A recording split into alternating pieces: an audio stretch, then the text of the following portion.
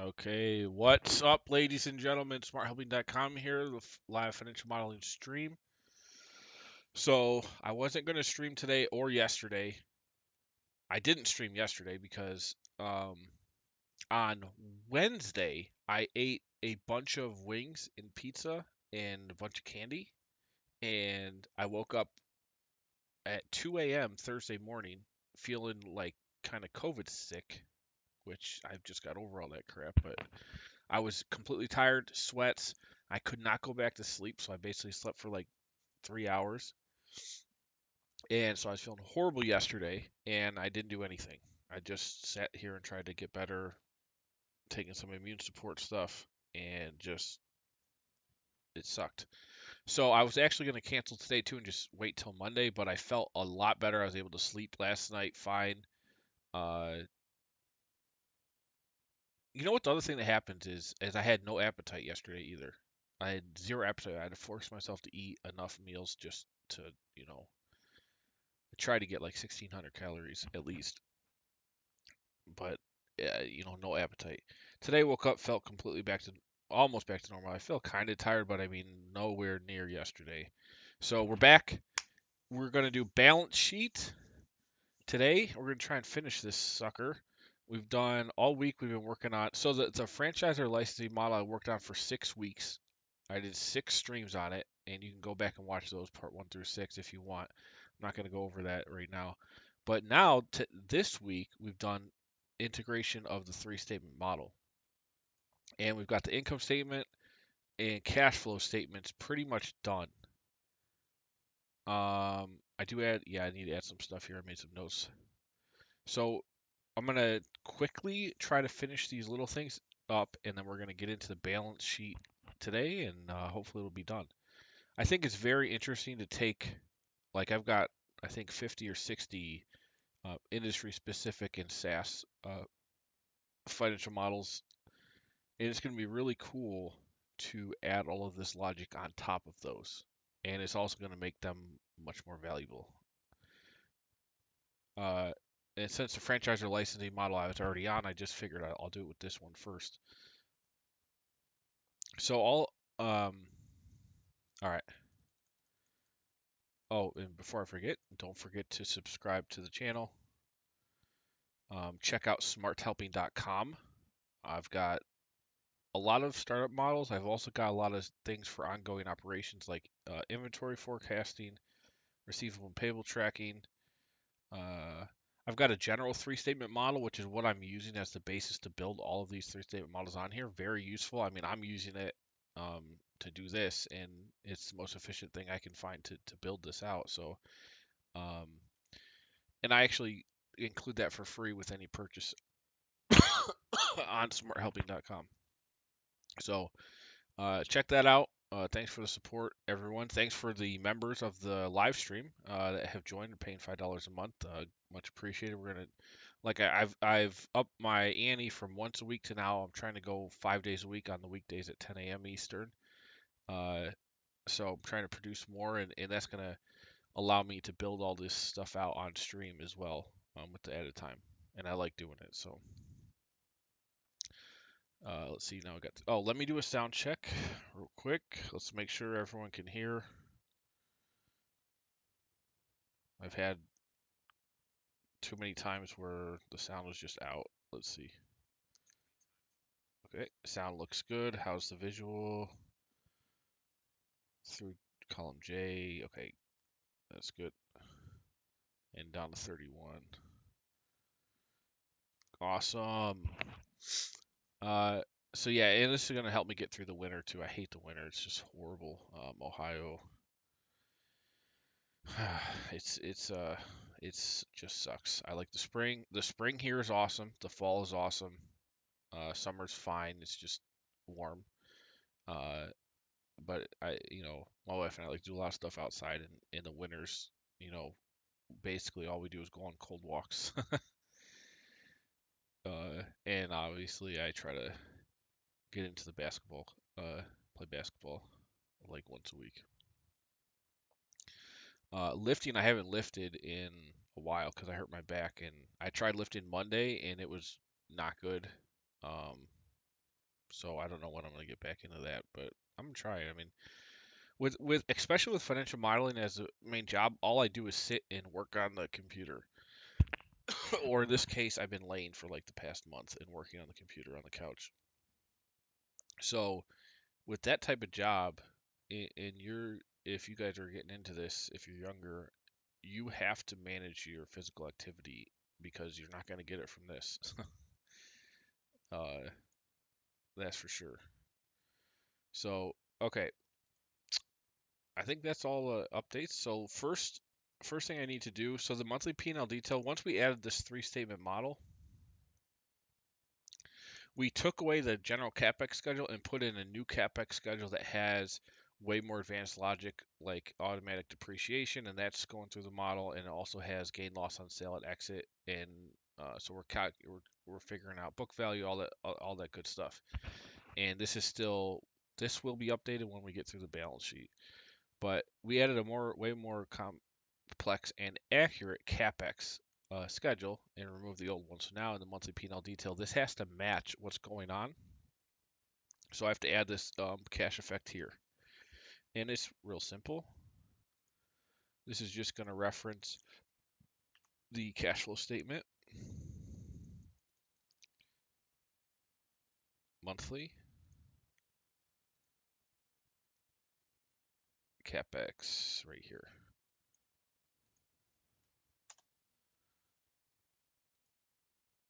And so here's one of the main things between doing a monthly P&L detail like I have in the past, and then an actual three-statement financial model. The three-statement financial model doesn't really have a year zero slot. It starts in a month, whatever that month is, and goes forward. So now, usually this capex, if like it happened in year zero, like buying a building or buying equipment and stuff before operations begin, normally that just fit into year zero. But now with this capex schedule, it's going to go into month one of whenever the model starts.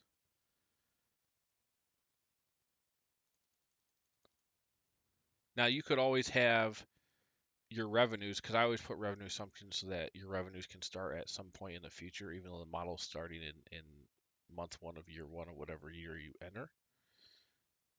So your year zero could be multiple months, which is fine.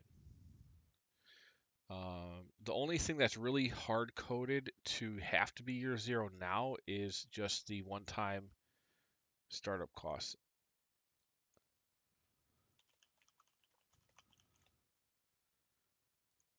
And that's like anything that you want to account for this before this time that's not CapEx. And CapEx, it just means a fixed asset. That's what essentially it's saying. And it's going to have depreciation. So this is a cash outflow we're going to put in here. And we also got to put in taxes because I didn't do any tax logic in this model.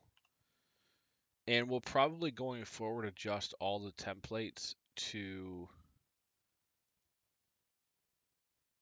have tax logic in the income statement, and then that will pull back to the P&L detail.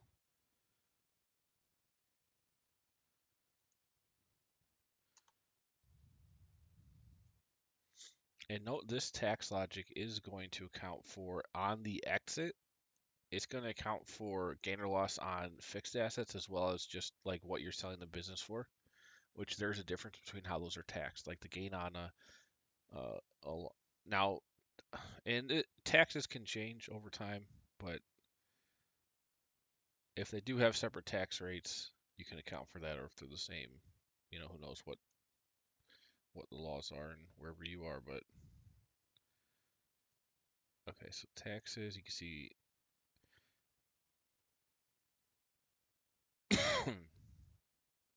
big tax month in the last year because of the sale. Now this is spreading the taxes evenly over the month. It's it'll on the annual penalty. Dang it. Sorry, guys. Sometimes if I get at a raw angle, I just can't stop coughing. It's really annoying. It's like a tickle cough, like you cannot literally control it. Okay. Uh,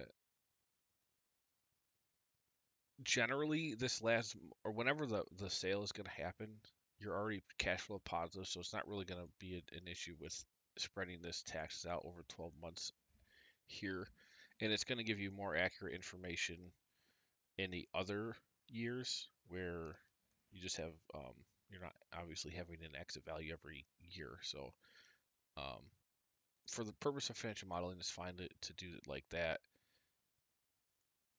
just to show the effect of taxes. Okay, so we'll call this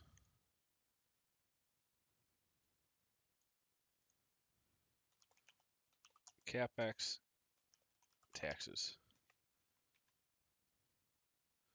And at the end of the day, once we're finished with the three-statement model, we will have to reconcile this cash flow, and it needs to cumulatively be equal to whatever we got on the income statement, because it's the same thing, just formatted differently. So it should match, and that's another good sanity check in general for the model to make sure they match. Like these startup costs in the income statement are going to hit in January because there is no year zero for the income statement.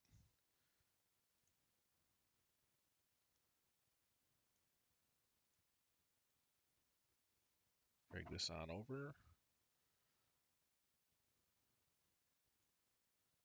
So we've got that updated there. Let's get it on the annual. And then we're going to get into, then we're going to do the debt logic real quick. Then we're going to get into the balance sheet for the rest of the stream. So where am I? Right here. Now I got to make sure the rows match. So this is 225, 226.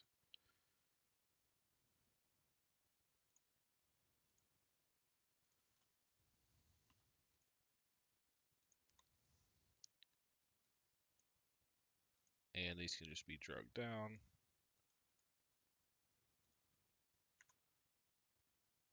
Minus this, minus this. And okay, this is our check, and this should be 0. It's not. What is it off by? 540, 983, 400. Whoa, that's off by a lot. So what happened? 190. All this 2. Oh, duh. I don't know how I didn't drag this over. So let's drag this over. And there we go, 0. So that was just all the taxes and capex. Okay, good. We're matching on the cash flow for these. Excellent.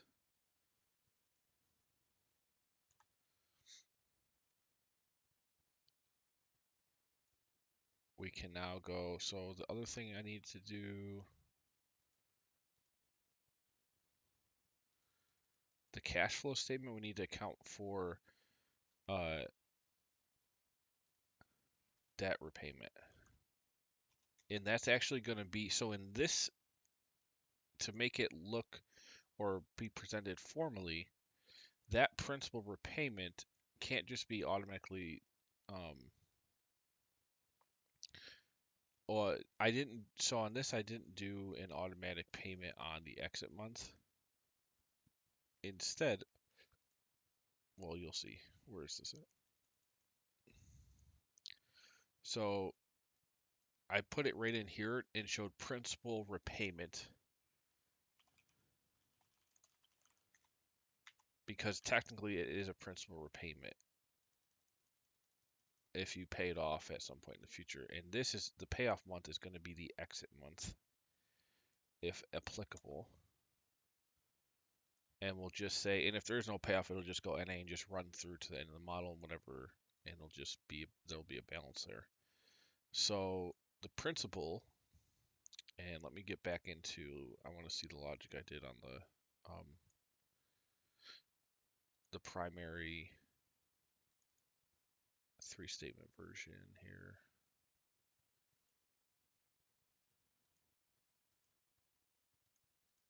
Okay, so I did it with the payment. So I said if B8, the payoff month equals that,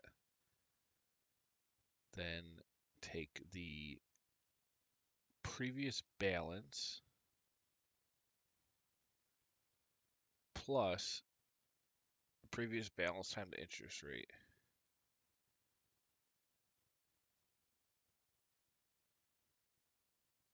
Is that right? No. Previous balance times H14.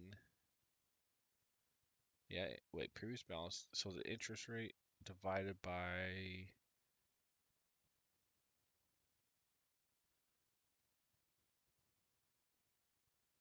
hold on. Let's go into the actual month this happens because I'm confused.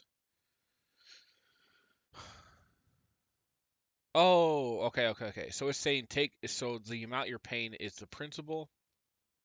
The payment, instead of just being principal and interest, is going to be the remaining principal plus interest accrual for that period.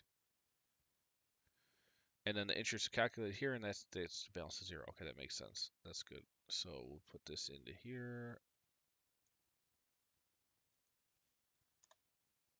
Let me make sure there's nothing else. So just that first string, and then, yeah, that's the rest of it. Okay, so it's pretty easy. We'll do if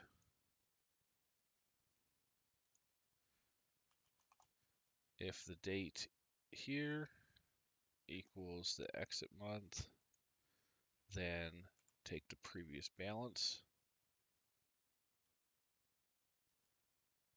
plus the previous balance times interest rate for the period divided by the payments per year. Otherwise, do the other thing. And then we'll lock B6 in. So now we have a nice, easy piece of logic that automatically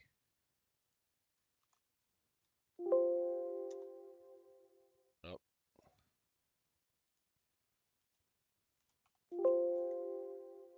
nope, no, hold on. So if this equals that, do this. Otherwise, if this is greater than that, then blank. Otherwise, do this.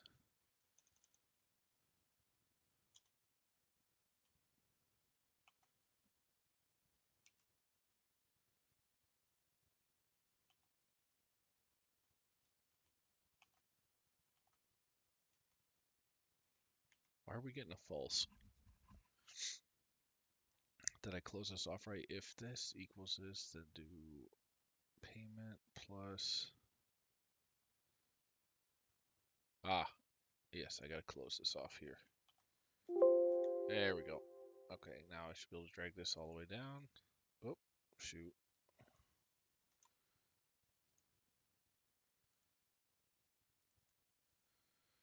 Now, there we go. So now we have a dynamic number. So this is not an input anymore. So you pay off the balance on whatever month that is. And that flows, you see, on our income statement. Actually, it'd be on the balance sheet. Or, no, be on the cash flow statement. So now you can see you borrow the debt, and then your principal payments are across, and then exits that last month, and so there's your principal repayment.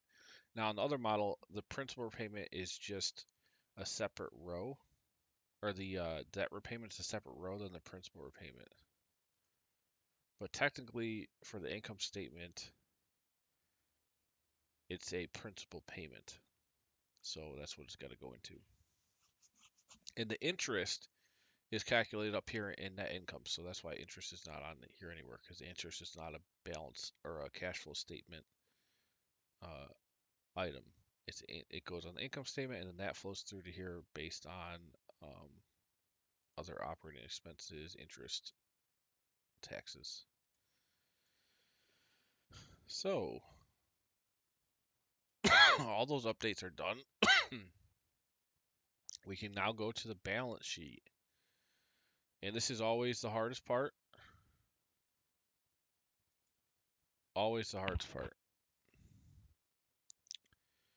And then after that, we're going to check everything and make sure it's accurate.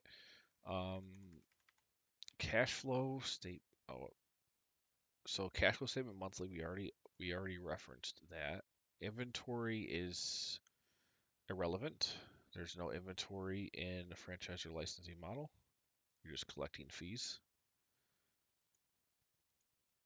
And there could be inventory, but it's not common. It's not um, like you're not buying inventory to sell it and making profit. That's not how you're making money.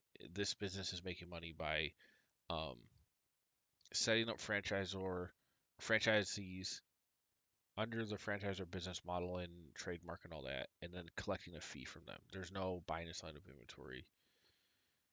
The actual franchisees, sure, there's probably inventory. You got to buy, let's say it's a food place, you got to buy food and sell the food. So we will have inventory logic on other models as we get forward. This is not one of them though. So total current assets is just going to be cash. Non-current assets would be the building and all the fixed asset items, but here, so we need to remove our reference to the old workbook.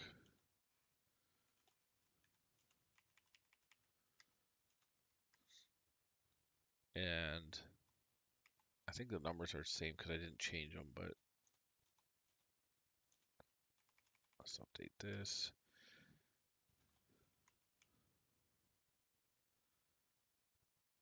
So all this is saying is the value that that the assets were purchased at. Oh yeah, I actually zeroed out everything but I think building and vehicle 1. So this is the book value of, well, this is the non-depreciated value. However, we will have accumulated depreciation, which offsets that. And I separated them out here. And then the book value is only relevant at exit to figure out the terminal value of the fixed assets, because that's the only time we need to figure out taxes. If you wanted to, you could go ahead and do accumulated depreciation on each one of them and get like that value over time. I've done it as a cumulative value. And let me see the logic I did here. I know this is actually a really complicated part to get to balance. Because I had it, so I'll show you here. So we're saying if it's the exit month, then take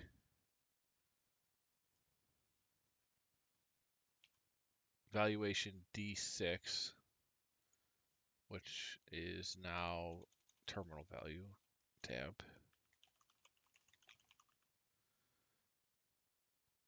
And D6, I'll have to look at what that is.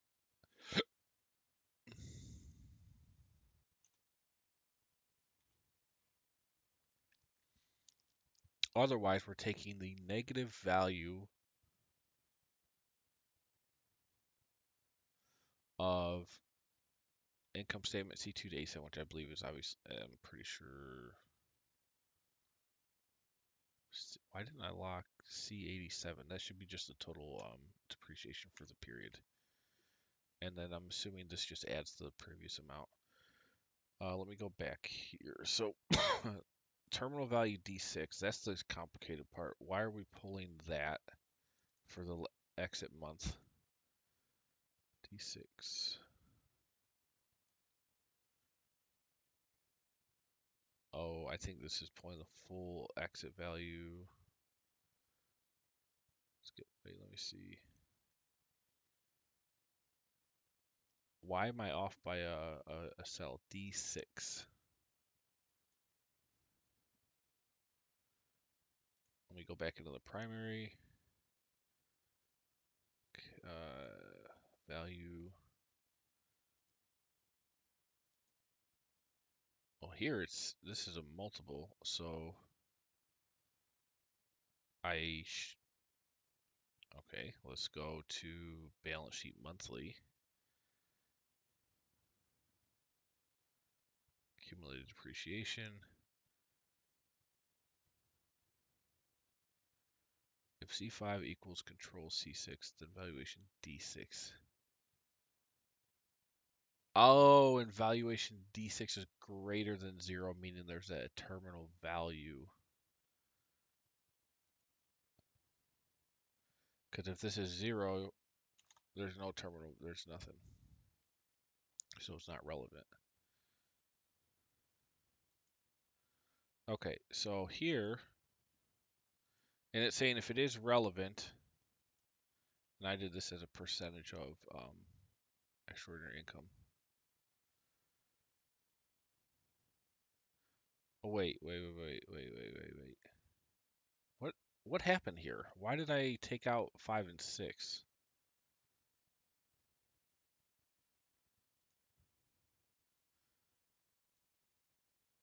I don't know why. So that should be in there. I think because I already had the valuation logic in the front, but so this is not relevant. I don't need this. This multiple is going to equal what we have on our control tab.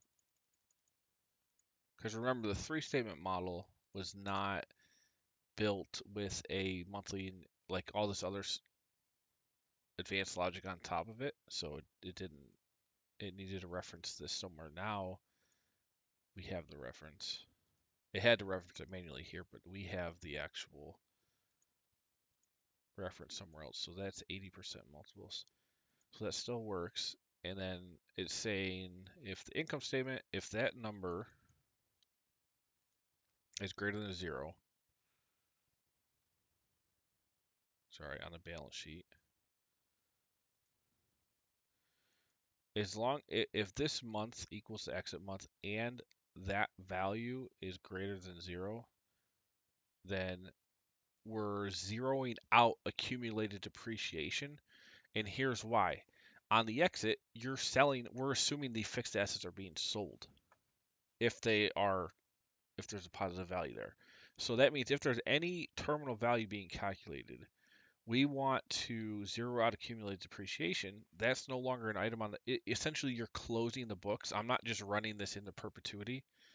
You're closing this out. So to balance, the accumulated depreciation just has to be 0 on that last month. That's basically it. Because when we go to clear out the sale of this and we account for the sale of the business within the balance sheet, that stuff has to happen or else it won't balance. Okay.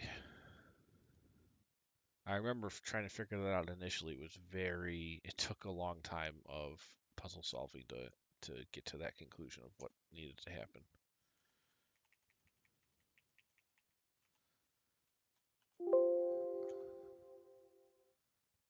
Oh, let me just double check that C5 is the exit month on here. Yep, okay. So, and I don't want to drag it over because I believe, wait,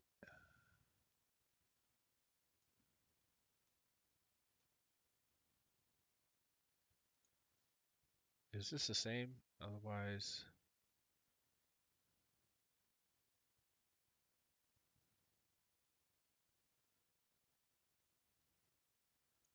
I thought we're adding, aren't we adding? Oh, I see. So I locked C72, but I did not lock D87. So what's happening here if we go to our income statement, C72 to D87. So it's doing this, and then it's just dragging. I didn't lock the one um, letter column, so it can drag over. So it accumulates that automatically. So that's fine. That's what needs to happen. So watch what happens. We drag this over to the last year or last month, and then this should be 0. There we go. Now, and our cash is up because all that other comprehensive income from selling the business is included in cash. And we're not distributing anything here. We're just showing the balance. Um, so I mean, and technically, you would clear that out. You would also clear the cash out and I guess distribute dividend if you wanted to truly close it everything. But I just wanted to show the transfer of show the cash balance after sale and accurately balance with the depreciation logic and all that. And you have to show the taxes on sale of assets to get to the right. If you're going to do the taxes on that, it all has to balance out. So you have to show this ending at 0. Man, I remember I could not figure out why I wasn't balancing for so long until I realized that's what had happened. It's crazy. But it's fun. That's the fun of it. If you like puzzles, I'll tell you right now, puzzle solving, it's literally what you do in balance sheet stuff. Income statements, not so much. It's pretty straightforward. Cash flow statements, just a matter of knowing what to classify it as. But the balance sheet is where everything comes together, and it's just, and obviously in a forecast, the balance sheets are going to be very different in actuality, but the forecast, at least you can get it into the right line item descriptions.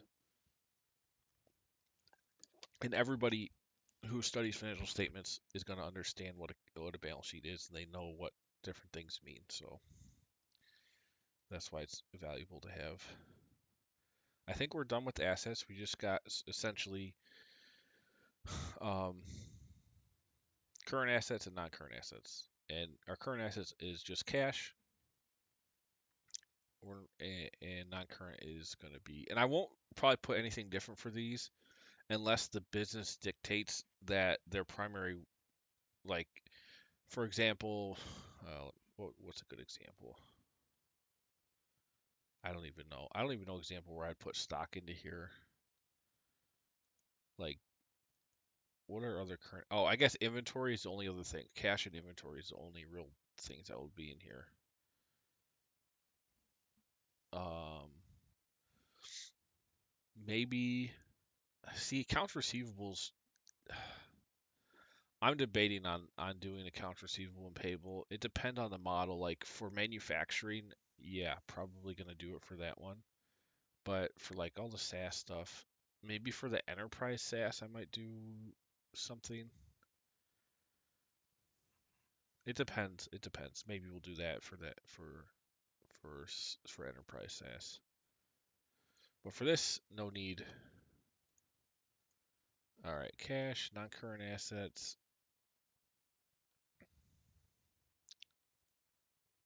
Let me see. Did I group these on here? Yes, I did. So if you want to hide all the detail, group that. So you just see the main line items. All right, what's next here? Long-term debt. So this would be that one loan, and we should be able to just clear out our other workbook reference. So it's taking the cash flow statement,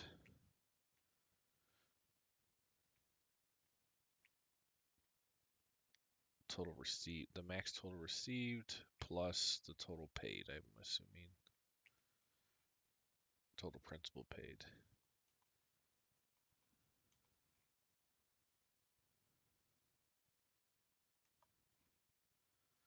So, and this would be the ending balance. on every month. That's why you see month end up there at the top as of month ended. Okay, that was good. Yep, it's paid off in the last month.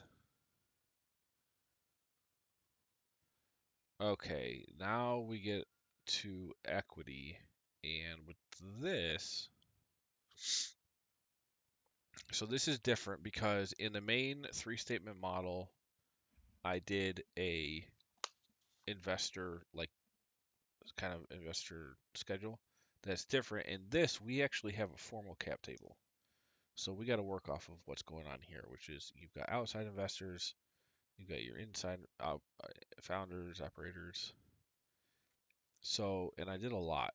There's 20 slots here.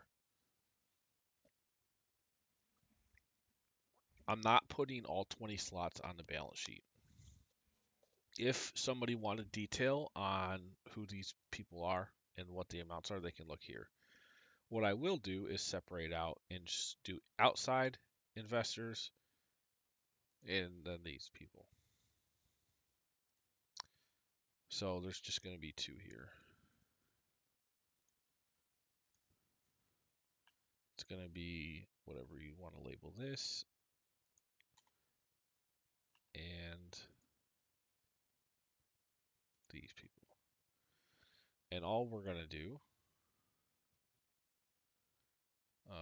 so if C5 is blank to blank, otherwise, oh, hold on. I just want to make what kind of logic did I have in here.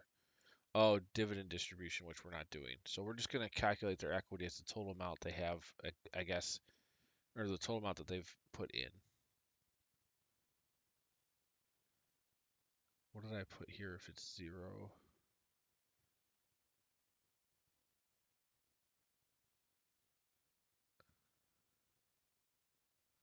No, I think what I want to do is just do the total contributed. So if this is blank, then blank. Otherwise, and this is all going to be assumed to happen at the beginning of the forecast, whatever financial forecast this is. These amounts are not going to be happening over time. They might happen over time, but for the purpose of this, all the investor funding comes in the beginning of the forecast. So here's the total they've paid in capital. And here, if any, now the founders might not put any in, may or may not, but here we just have them at 0. Although they do have shares. Now, I actually, so they didn't put any in.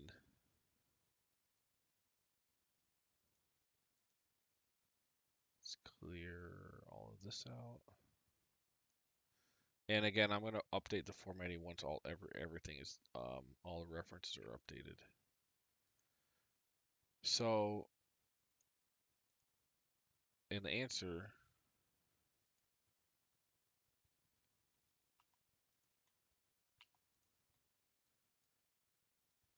is going to come from what actually ended up balancing, because I'm trying to think how. So even though the founders didn't put any money in, they obviously have common stock. And I don't know if, so this is paid in capital, but we also have the value of,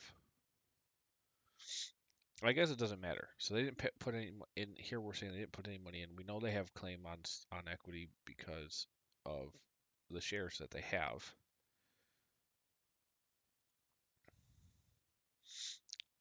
So total common stock. Yeah, we're way off on our numbers, which is a good thing because I don't think we're there yet anyway. So I told you every balance sheet I've ever worked on, retained earnings, obviously that's a big one. Every balance sheet I've ever worked on, there's been some issue with the balance of it. They're trying to get it to balance. Now this might be different because I am just pulling from a template, so I have, in theory, all the correct references already, but you never know with this. You just never know. So retained earnings, this is again trying to show dividends coming out of retained earnings, but we're not doing that logic. We're just assuming retained earnings is ongoing. So we just want to take the net income.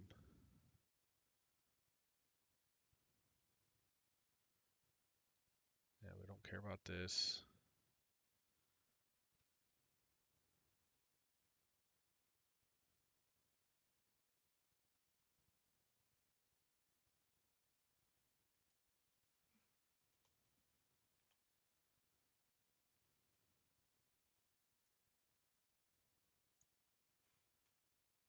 So what are we saying here exactly?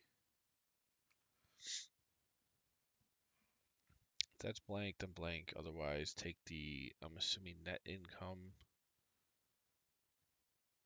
cash flow statement D32, otherwise D54. So 32 and 54, I believe, are distributions. 32 and 54, the cash flow statement. Let me look at that.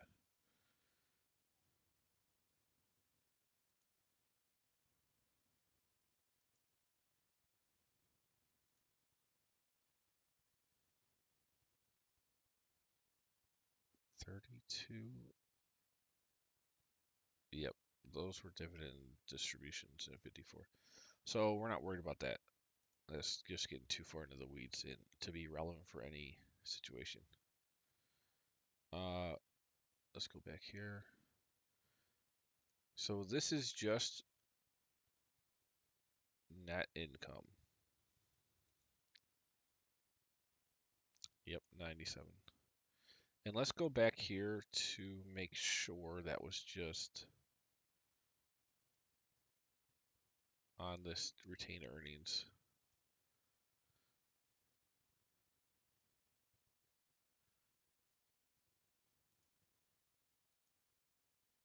Wait, this is different.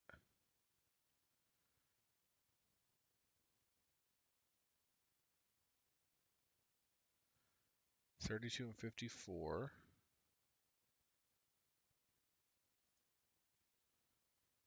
So yeah, cash dividend and total paid out. So we're not doing any of that stuff. So essentially this is just saying net income. Now what about month 2? Net income. Okay, plus C58, which is the previous month. Okay, good. That's what I thought. I just wanted to make sure. So this is just going to be this amount. Oop. Get to the balance sheet. This is going to be this amount. I'm pumped because we're actually going to finish this today. This is great. And then this template will be available for sale. I'm only charging $45 for this. It's going to be available. I'll probably try to get it up onto the site today if I have time. I'm not doing anything else, so I should have time.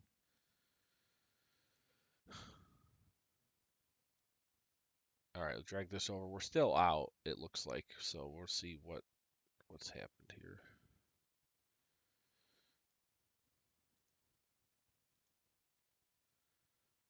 We're out by quite a bit. So the best way the best way to figure out where you're out is generally to start in the first month and see what the amount is, and that might tell you. Right here, it's common stock.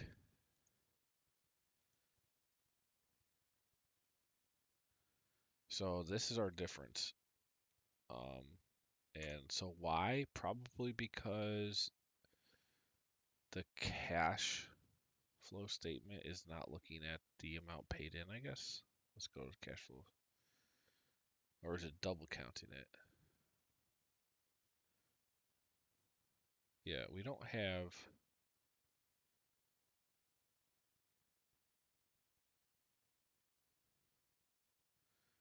I think it's financing. I think it's financing activities. Let's double check here. And I don't know why I removed that from the cash flow statement. If so, sale of company stock. Okay, so that needs to be in here. Okay. And I assume this is just What I put 72. Okay, proceeds from investors, and we're just assuming it's all in month one. So we'll get back into here. Yeah, that's a financing activity. Oh, I believe. I know I looked it up when I did this one. Yeah, financing. And if you think about it, that is a finance, like raising, selling stock to raise money is financing. So it's just going to be month one always because it's hard coded, and it will just be this total here. And remember, the model is solving plus this total. The model is solving for minimum equity needed through this monthly and annual detail. So we can figure out, and it has the right cash flow and the timing of it to figure out the minimum equity needed to stay alive based on your startup costs and any burn, etc. Any negative the cumulative total negative cash flow period, monthly periods. So this is positive. And then just format this to zeros.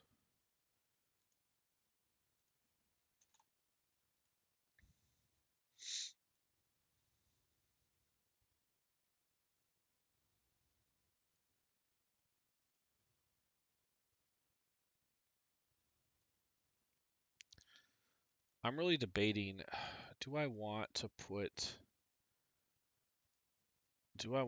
this into a detail where we allow for timing of cash, like,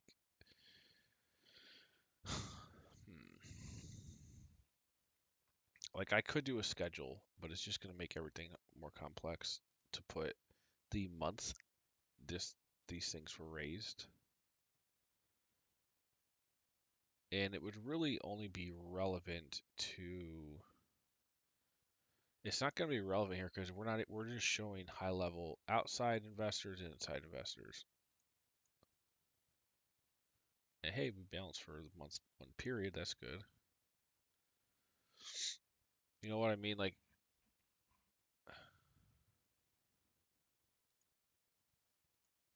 yeah, I think for the purpose of this, I mean, a three-statement financial model forecast is going to be so different than the actuals. It's not, I don't think it's even relevant.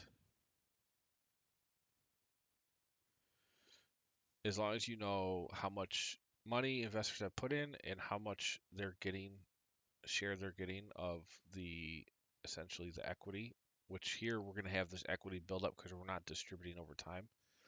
I have a distribution schedule here that does say assume, okay, here's the initial equity given, covers all equity that's going to be needed for the whole model based on the minimum cash position, and then here's distributions of that for the project as a whole, and then here's it split between the investor and owner, and this is owner operator, essentially the insiders, and this is the outside investors.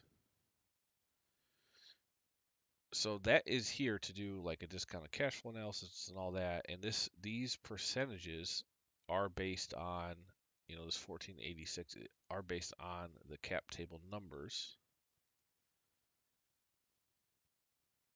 And this is another thing I want to add. So this is assuming the investors come in essentially period 0, and then they have distributions for 10 years. So I can do an IRR, which I'm going to do. Let me add this. We're going to do an IRR calculation for all these people. Put this in yellow to add this. And then you can see the internal rate of return in aggregate and on an individual basis. And they could be different because they would be all the same if it's pari passu. But if, raise A has a different valuation than raise B, and that has different than investor one, etc., then the percentage of cash that they're receiving it's disproportionate to the cash they put in if they have a different valuation. So you will be able to see that granularity in that internal rate of return calculation. And it's going to be real easy. It's just going to be, I could do it right now. It's just cash initial investment is just going to be negative this value.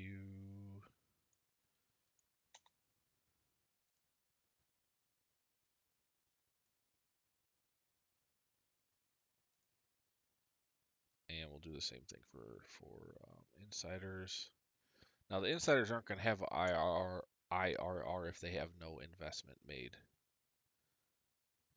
Let's just put some in here just so we can see. You'll say 50,000.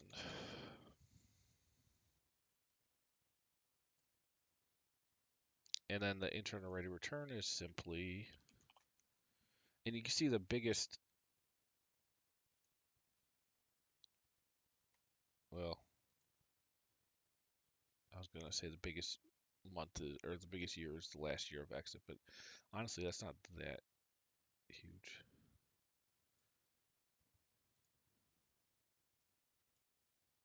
So there's that. What's that thick bottom border? So you can see this 43.8 should match our distribution for investors. Yeah, and this is just not decimal. Let me put the decimal on there. So yeah, that matches, so that's good.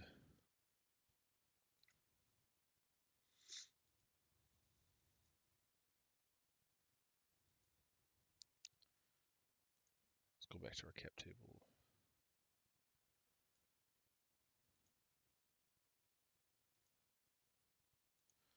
Now, again, if you had investors coming in at different times and you wanted to show their different internal rate of return, you're basically gonna have to manually go in and say what month did they join,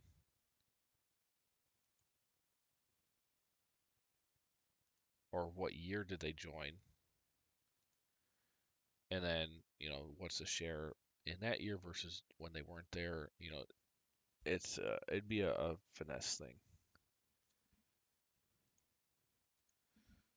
But usually when a especially if a startup model is being used to um,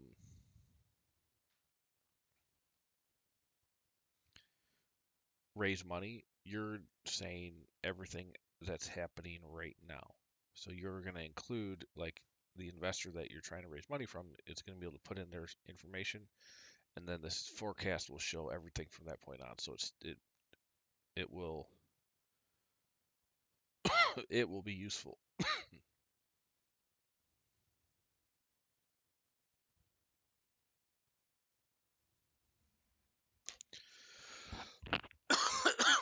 Excuse me. All right. So we have our internal rate of return calculation.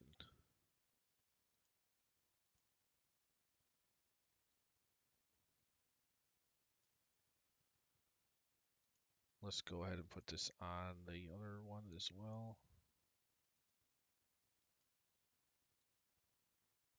And you can see the internal rate of return is different for investors based on their share relative to the portion of an investment and relative to the equity they got for their investment.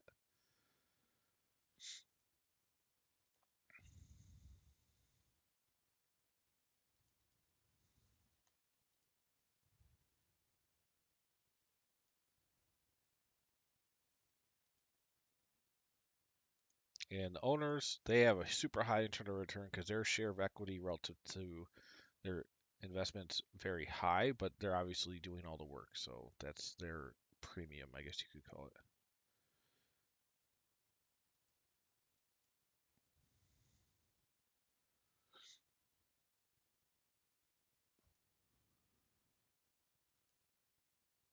All right, we're going to get right back into the balance sheet here in a second.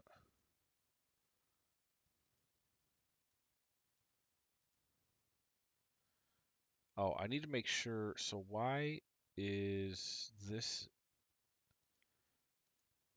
0? Control C20, because we did have an investment for the owner's side.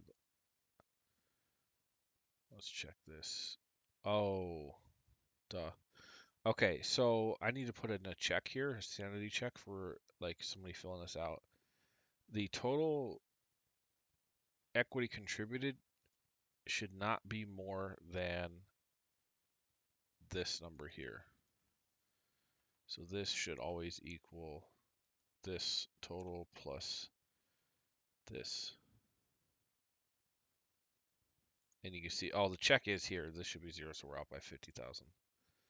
Actually, let me put this as a minus.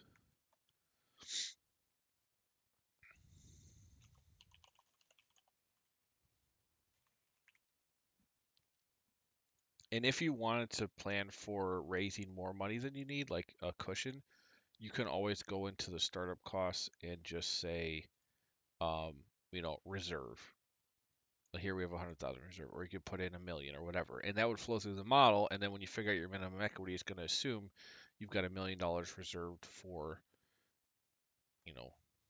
as a cushion.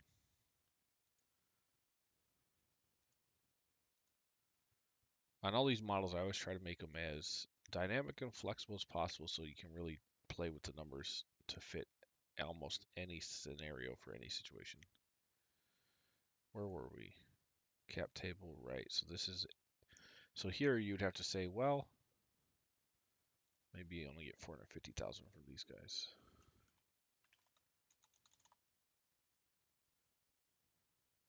Oh wait, did I do a sum calc on this one? Yeah.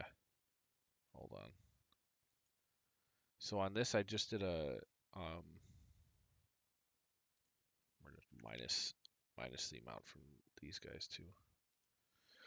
When you go and do this, obviously you'd put in whatever you think you're going to raise, and there's no logic for the remaining amount coming into here. You have to put it in, and it should equal 0. Now we're still at 100,000 here. What is going on?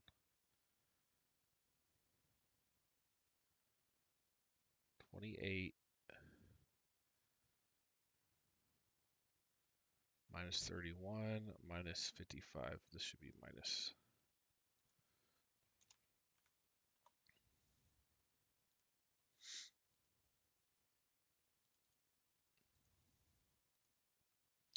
So you could look at this and say, okay, get this from this, and then you're going to get the remaining from this investor. So you just do, your total got from them minus the total amount here minus any money from the founders.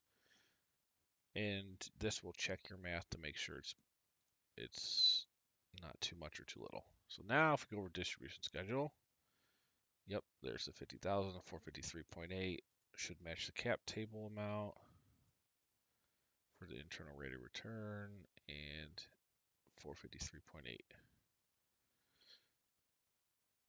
Now that's higher than that one person because we're saying these guys didn't. If we put in here, say they did 20,000. Now we're at 388. And let's see, did that automatically update? Yes. Good. All right.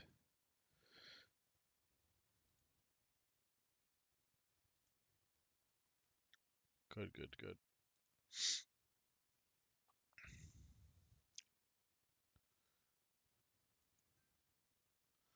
Let's get back into the balance sheet. All right, we matched here. Let's try and drag this over. Wait, what did I even, oh. So we're still out.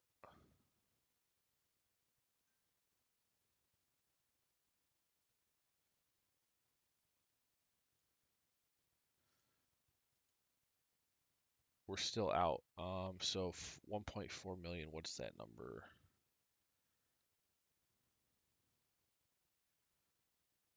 It doesn't match anything. So now things get real tricky because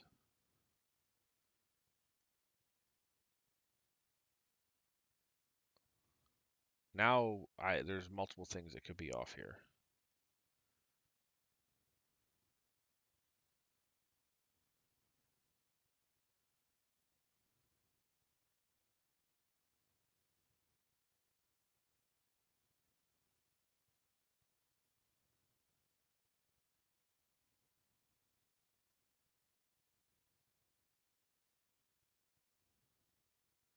Sorry, I'm just trying to figure out when my wife is going to be home because we're going to try to walk today. All right, where's this 1.4 million? We got to figure out why we're out. What could it possibly be?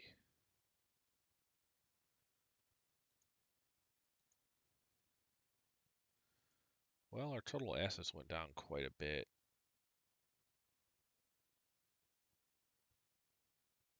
So this cash, what happened in month 2? Nothing here. I told you every time I do a balance sheet, every time things just get crazy. Like, or not crazy. It's always a challenge to balance the balance sheet, especially. So I've even upped. I used a pre-formatted three-statement model to put in here, and I'm still out because I had to adjust it to some different things that were in this base, the franchisor licensing, but it wasn't that much difference. All right, we've got a lot of income in month 2, franchise fees. Let's go to the monthly as well. I want to check this. So in month 2, yeah, we added a whole bunch of location type 2s, actually a whole bunch of everything.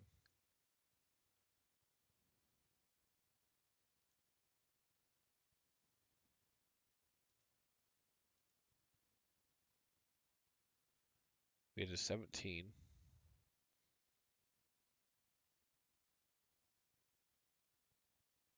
So we had a lot of fee revenue, but we also had a lot of onboarding costs, so we were net negative for the month. Negative 204. What do I show in the cash flow statement? Negative 1.2.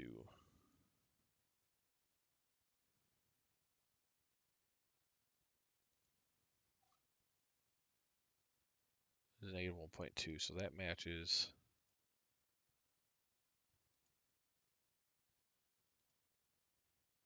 And I'm not even going to the balance sheet annual. I'm not even going to get into that until we do the monthly, or till this balances out. This is the puzzle solving I had talked about. So we're out by 1.4 million here in month 2, and I do not know why. I feel like the cash is going down way more than it should, or the asset value. Like what? So this, I guess there's $1 million Capex purchase, so that would make sense.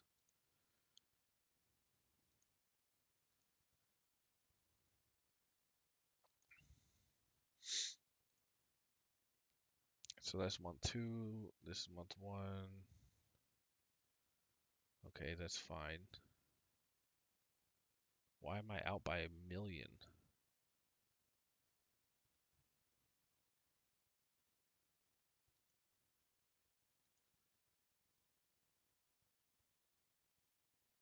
Depreciation should not be that much. Wouldn't affect it. And sometimes when you're trying to do this, you look for items that you know would be like $1 million difference in this case.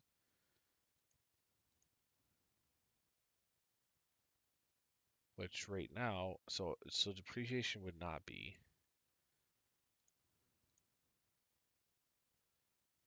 It has to be something to do with the reference from,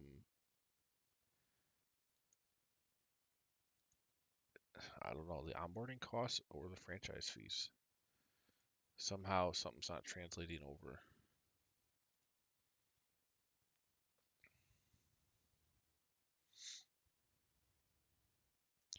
So it's big here, and I'm gonna get down to 200, 150. Oh wait, and it's 0 in October, and then it goes back up to 1,000. So what kind of pattern? And then we're off. So here's the other thing you could do. We can look at what are we out by every month. Is it the same 175? Oh, okay. It's changing every time. So this is weird. It's weird that we got a zero balance here in October. What's going on? Like what happened from there to October to where it was essentially not accounted for and then it was.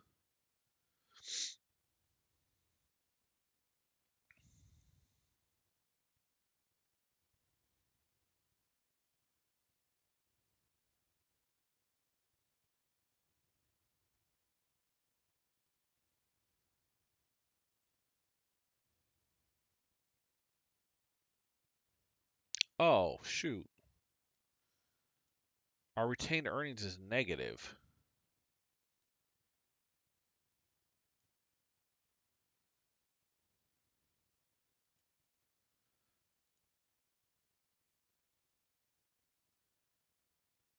And wait, that's because it is negative because we had a loss there. So, okay, let's think about this. So our net income is negative through to November.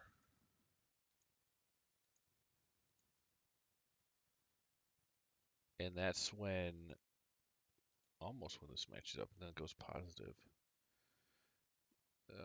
So, I mean, what am I missing? If the retained earnings is negative, should there be? It just reduces the equity. I mean, that's fine to have a negative balance. I feel like. So I'm saying total owner's equity is the total cash coming in from investors less or plus the retained earnings, which is just net income. So, and viewers, feel free to chime in. What in the world are we missing? So assets equals liabilities plus owner's equity. Oh, wait a second. So we did match in month one. Let's look at our total assets. 580, which is our cash balance.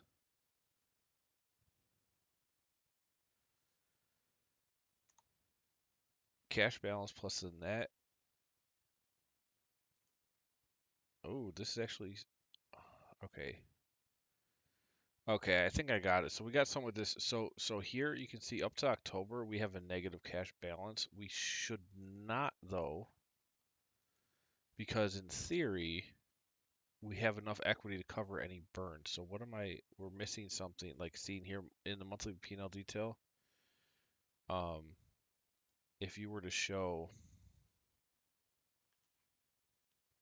the cash from investors happening right away, which is this, let's go, is this amount, right? That cash comes in,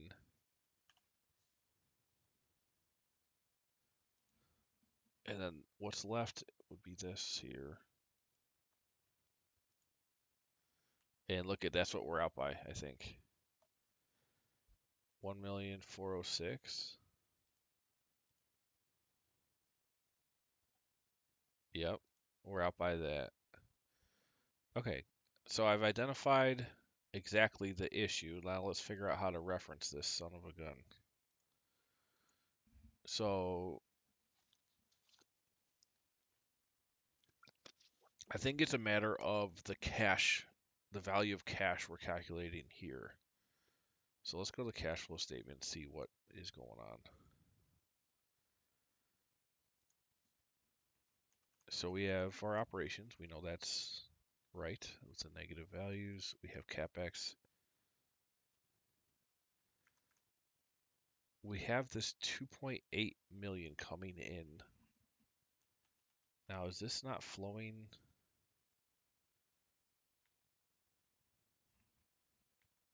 And then we've got 1.4 is our net change in cash 3 plus that plus that.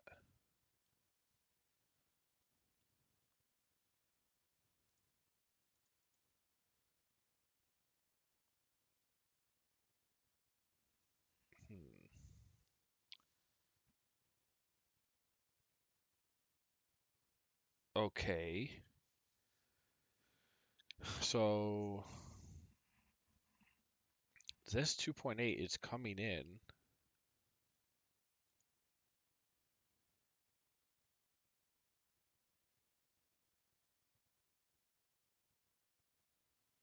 Oh, this is so.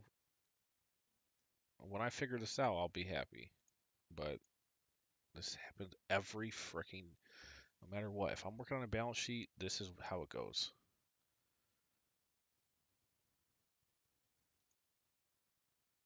I know I'm off by that amount, so and it's offset by month. 1406, 200, 150, and if you look at my monthly P&L, 1406, 355, and then 200, 683. See, it's offset by a month.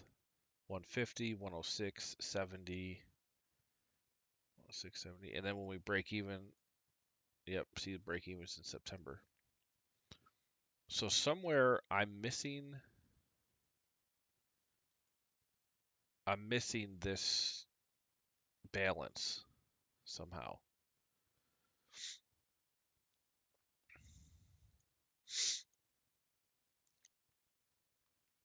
Which is the initial investment of the investors less startup costs and burn.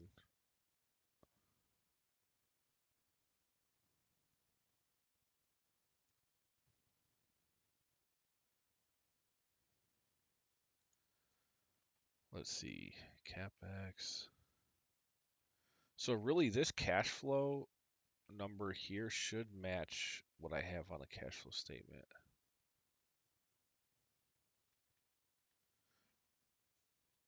Although we have to add the startup costs in there.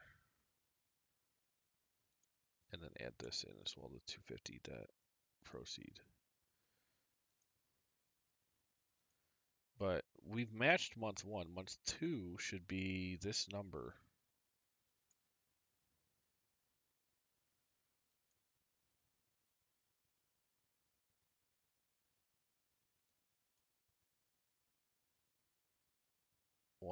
$1,205,000 or negative 1.250.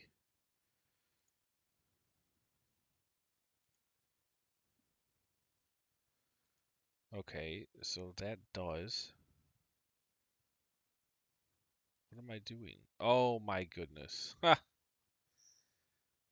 Oh man. So on this, I just drug it over. This needs to add the previous period. Oh my goodness. I hate when I do this. So this is a very common mistake. So see, I need to reference the previous period. The cash position, I just did the change in cash per period. That was wrong. This has to be a cumulative. And that's why my cumulative was off on the... All right. Yeah, there we go. Now we're all set. Okay, that's good. We don't need this in here. And that's the other thing with the balance sheet. You're usually looking at cumulative stuff. On the income statement and cash flow statement, you're looking at stuff that happens in each period. Balance sheet is kind of accumulation of everything. So, awesome. We are balanced. Are we balanced on the last month? That's going to be one of the trickier ones. We're not. Okay, we're out by 1.8. So what's that? Probably the value that asked. Yep, it is. So let me go over to my base and see what I did on the last month in the balance sheet. Because I know this was a kind of a finesse thing.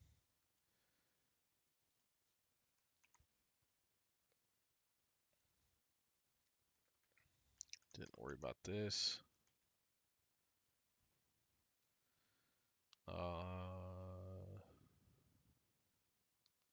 It's got to be something to do with if it's the exit month, then do something. Because this, okay. Non-current assets should be zeroed out.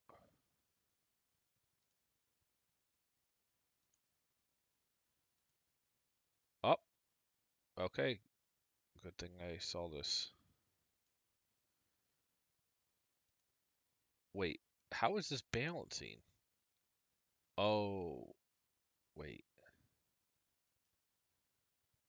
It's referencing the other workbook. How is that even possible?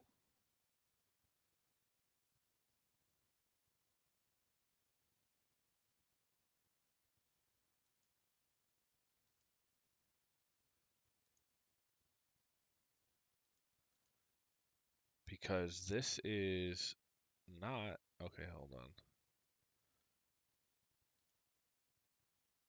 Okay, so it's summing this, but it's using the other workbook to reference other things. So we need to remove this.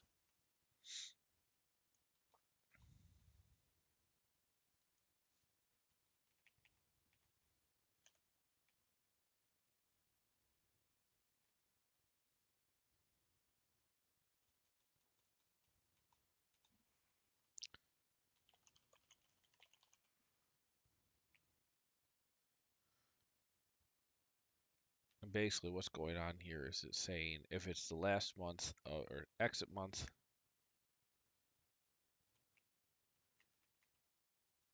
then this should all be equal to 0.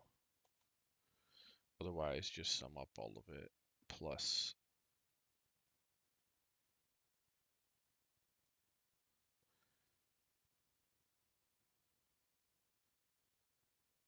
minus something. So C3 to C18.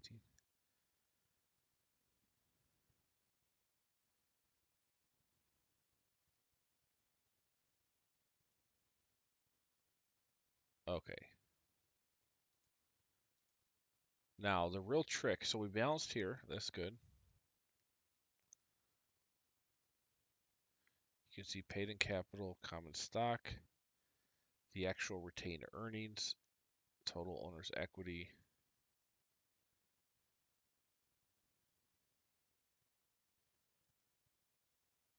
And then this this number, if you didn't distribute anything, this is the percentage you start to break up. Assuming all investors have been there since the beginning of the forecast.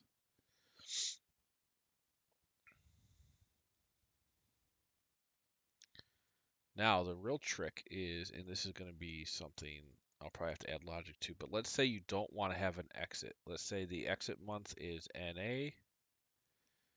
Your terminal value is 0 because there's no exit. We go here, or go to Capex. This is 0.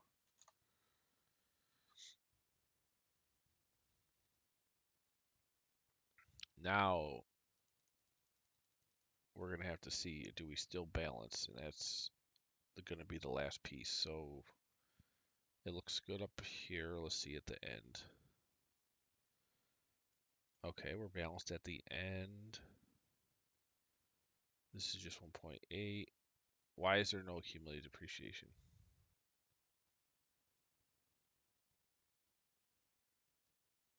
Is it all... Okay.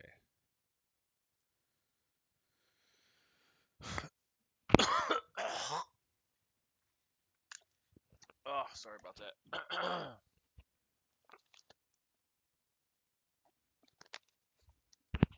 So there should be accumulated depreciation. I guess it's saying if there's no exit.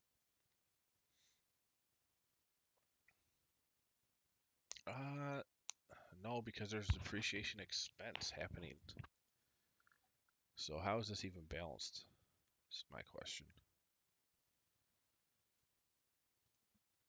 Are we not doing... And after I get done with this, I'll have to go through and check everything, like a little bit more detail than I'm doing now. Okay, so this is also doing if controls greater than C7 then blank. Oh, it's assuming if control C7 is NA, it's assuming C5 is greater than it. So that's just like an Excel logical thing. And here's why it didn't matter in this model, in the base three statement model, which is available for sale, $45. There is no NA here, I believe. Yeah, it has to be an actual month. So that doesn't have an option for NA. This does, so that changes how this has to be calculated. So if C5 is greater than control C7, we have to do something in front.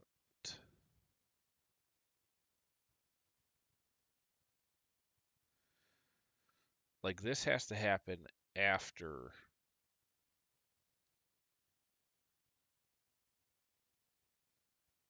No, how do we do this?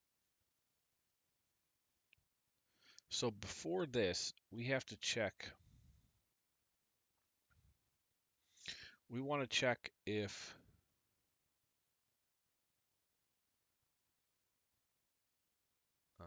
shoot. I guess it could just be 0.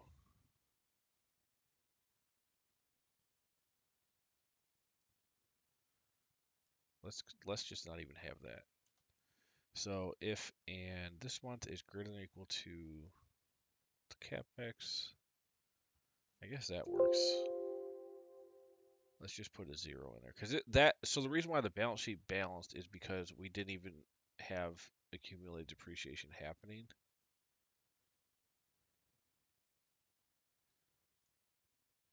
Now that there is, we'll probably have to go back to the balance sheet and see what's going on there. So if this is assuming no sale and just ongoing operations through the 10th year.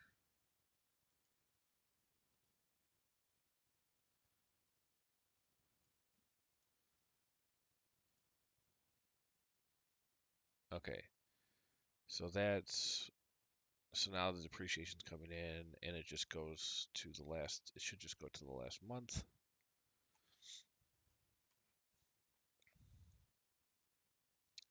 That's fine. Now eventually, well no, because there's logic, so depreciation only happens to the value till the asset's exit month. So that's fine. We're balanced here. There's no exit value happening.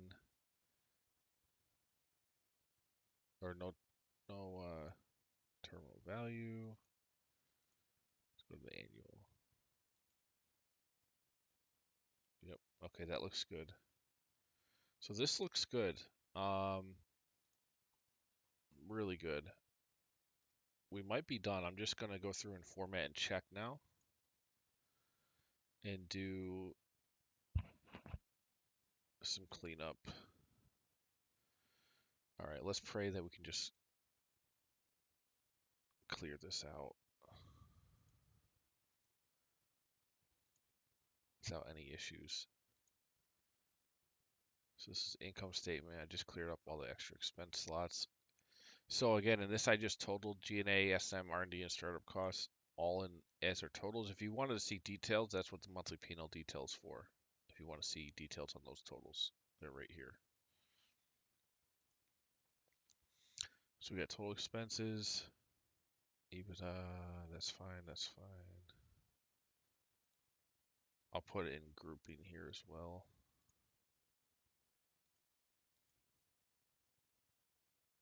For all these.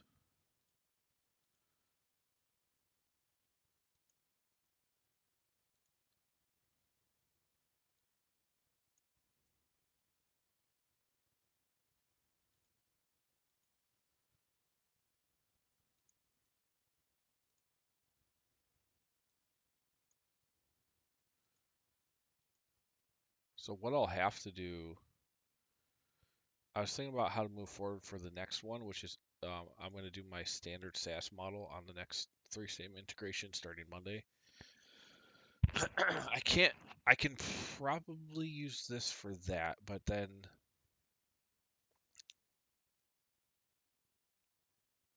yeah, I can use this for that, but I'm gonna have to use the base template again for anything that has inventory, and then if something has ARAP, I'm gonna have to just make new logic.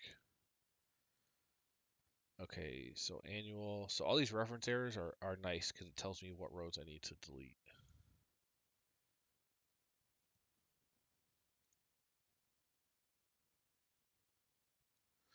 And then once I'm done doing these formatting adjustments, we're gonna check and make sure our cash flows all match. And group these two.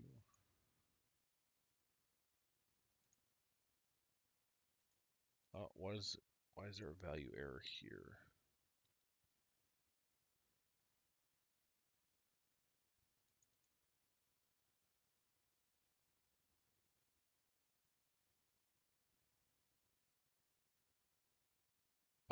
Because there's no end month. So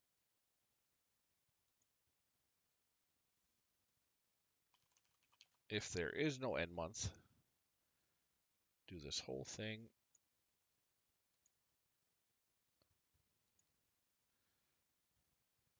Except now instead of referencing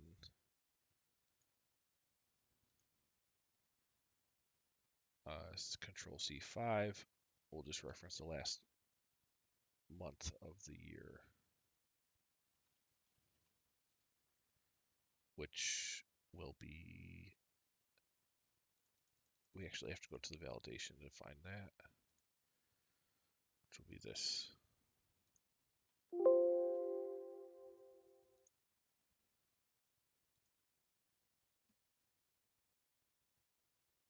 Perfect. All right, we're grouping.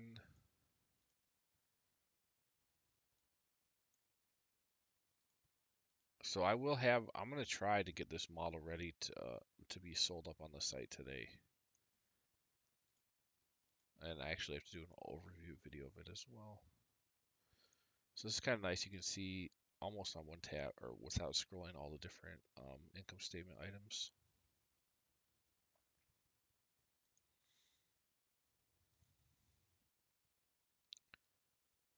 Now see, yep, same issue here. But this is just doing to NA.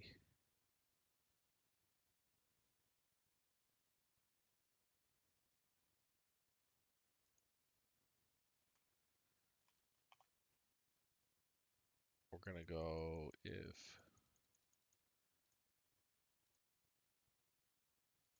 this equals NA, then XXXX. And then in that, I'll just fill this in.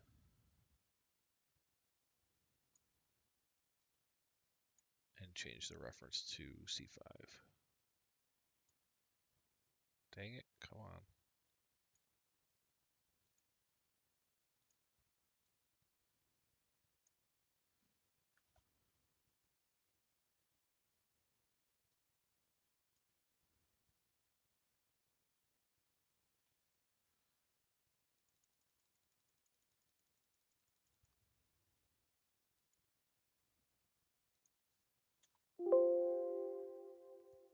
Perfect.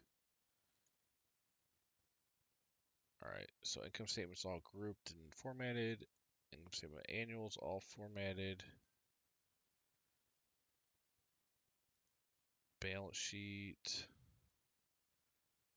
is looking good. In theory, we'll get to the cash balancing in a bit.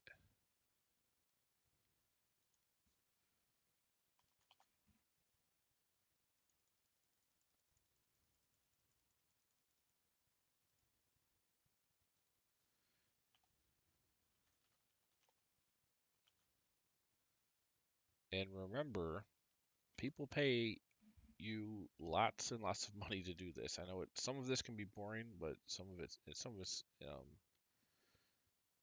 not.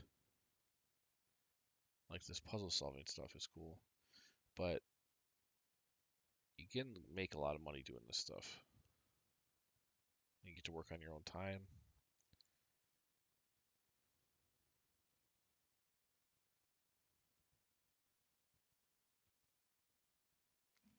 All right, if this NA.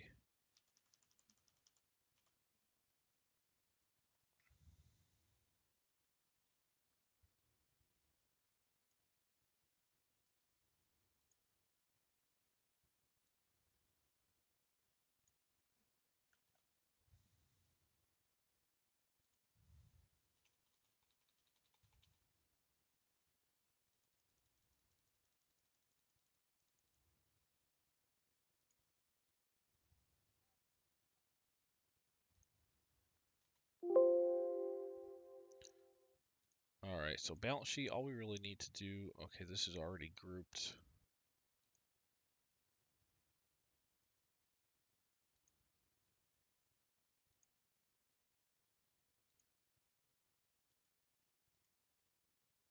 Oh, shoot, I actually haven't done hold on, let me undo that. We haven't done the annual balance sheet.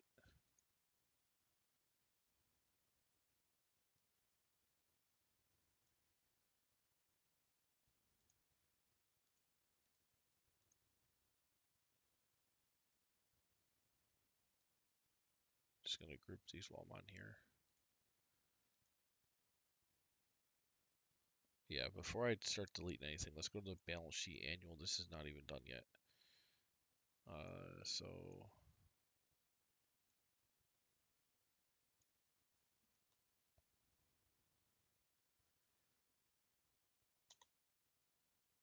that's taking the cash flow statement D35 annual. Oh, right. Okay, that makes sense. And this is just doing that plus cash flow statement. So all you're seeing here is a cumulative cash balance, which hopefully will match our ending balance on the monthly and annual P&L detail cash. Inventory we don't have.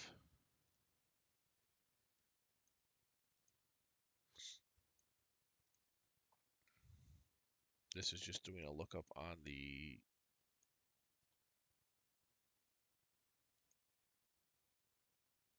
Capex. Now what is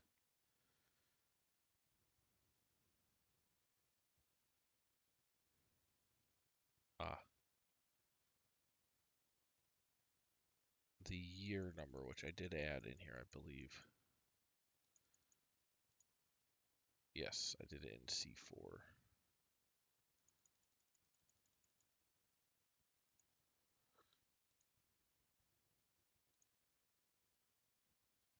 I believe that's what C7 was. Let's double check. Yep, that's the year.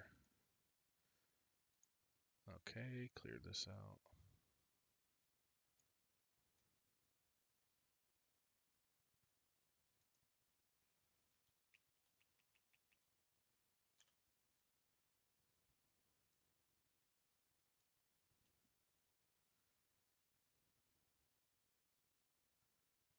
Yeah, these H lookups we're probably gonna have to update once we remove some rows. That's what I get for not using index match on this.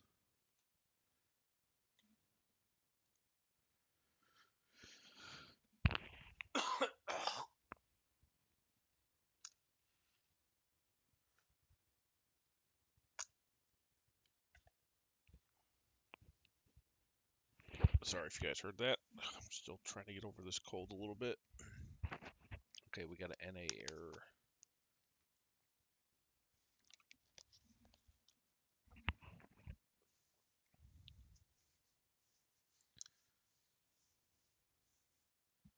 Why do we got an NA?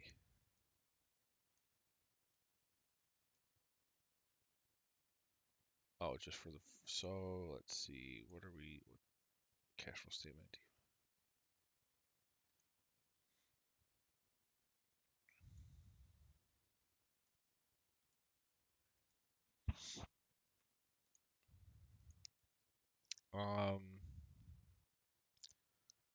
Year of that equals Control C4.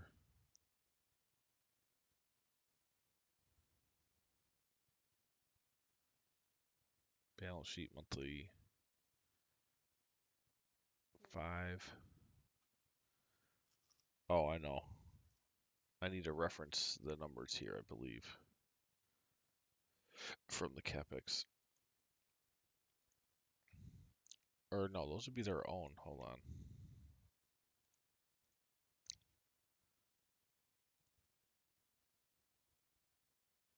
Did I put those in here? Oh, there's no numbers in there. All right, come on. What happened? What did I do here?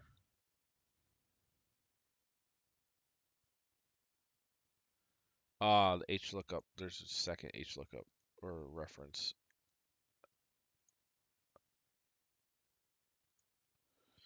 So I did C4. Wait, no. That's right, C4 and then 5. This was C7 and 6, which is the end month and here.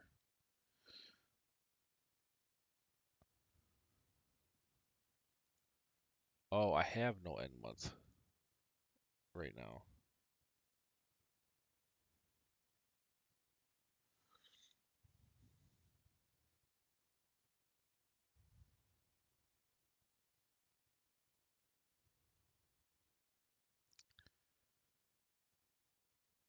Let's see if this equals here.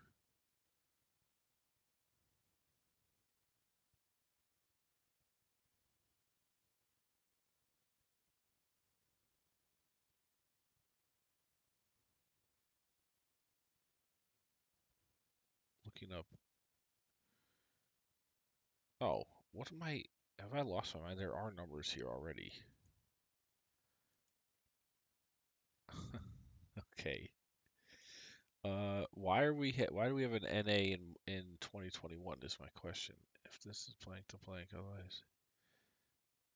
So that does not equal that.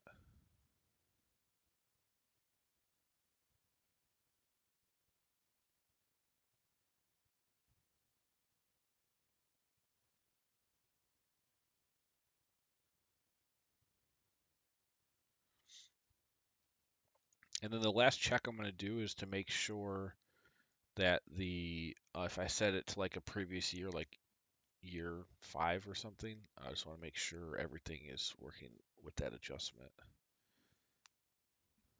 So that'll tell me if all the logic is doing the timing stuff right. All right, if year of C5 equals C4 of the control tab, which is the year end. So it's not doing this. So don't look at this. Otherwise, do HLOOKUP EDate C511. Otherwise, yeah, look up the last EDate C511. Let's make sure this is the cash flow statement annual. Let's make sure that's the right date. Reference. Income statement C5.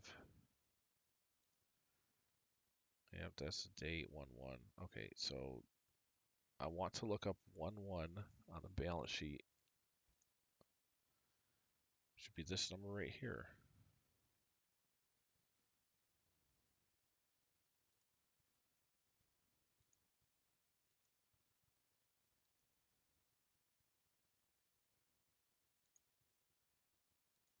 Let's go short date. Yeah, 1/1. This should be 1/1/2022.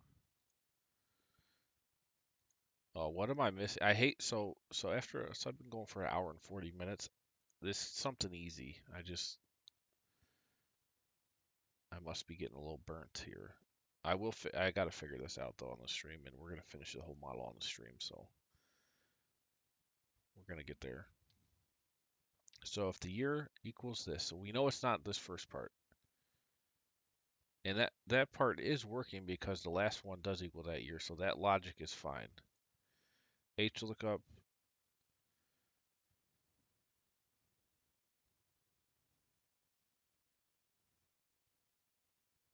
and actually I'm surprised this works because Control C5 is NA right now.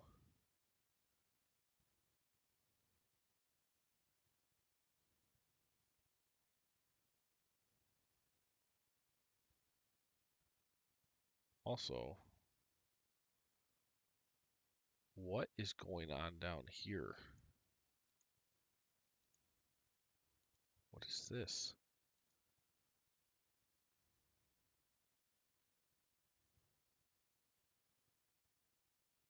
Oh, this must be because I've got errors here. Okay. What? HLOOKUP E-date. So how is it having an error looking up the date here, but it doesn't have an error looking up the date? Oh,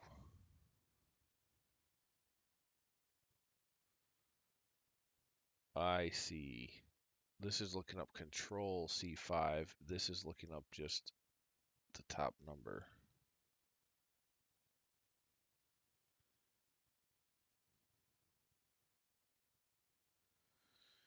And then it's saying if it's the exit year, look up the month of exit. But so it doesn't. Okay.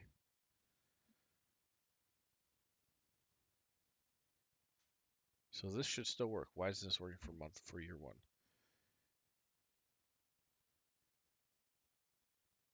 Let's just manually go through what's E date C5 comma 11. That should equal. Now this is one thing about Google Sheets that's nice. If you highlight a section of the formula, it will tell you the output. In Excel, you've got to do this.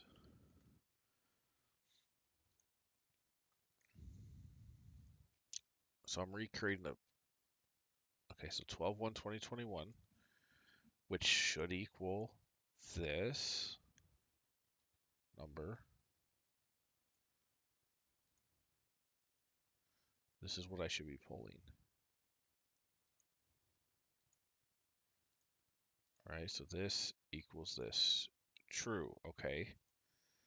So H lookup that 5 to 16, comma 12.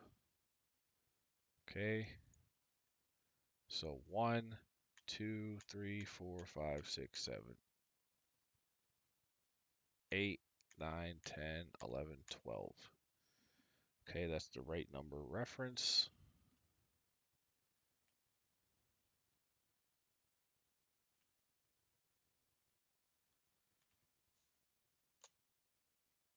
So what the heck?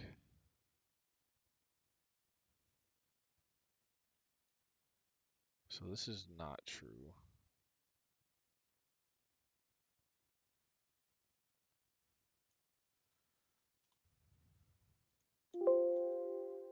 Oh wait. Okay. Okay, hold on. So it is doing that first part for some reason. Some reason it's assuming year of C5 equals blank. It's assuming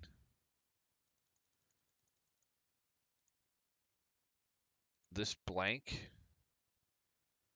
and I don't even know how it's assuming this. It's assuming that end year is equal to 12/20, 12/1/20, or to the year of this. Which doesn't make any sense. Like why would Excel do that? Let's just So you're saying year of this equals this. It's false. It's false. So if year of C5 equals control C4, oh, Control C4.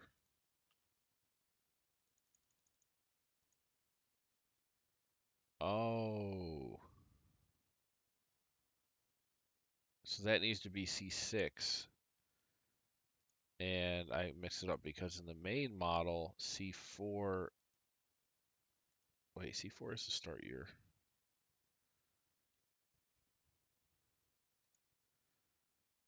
This is C7. Okay, I mixed up the transfer of logic. So C7 and C6. C7 is the end year. C6 is the end month. And the first formula should be referencing C7. And in this case, C7 in here is C6. There we go. Okay. And this is a very good example of why sometimes working in a template that you're working off of can sometimes be harder than building it yourself. But building it yourself takes time, checking formulas takes time, so it just depends on what you want to do. All right, so we updated cash on this balance sheet annual. We've got all our non-current assets working.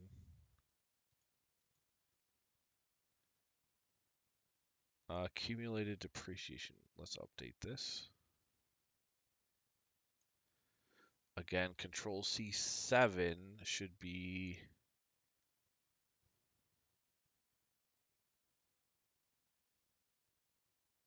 C6, I believe.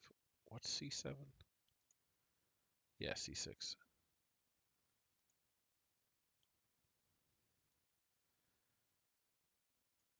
And then in this case, C6 is C5. 6 is 5, 7 is 6.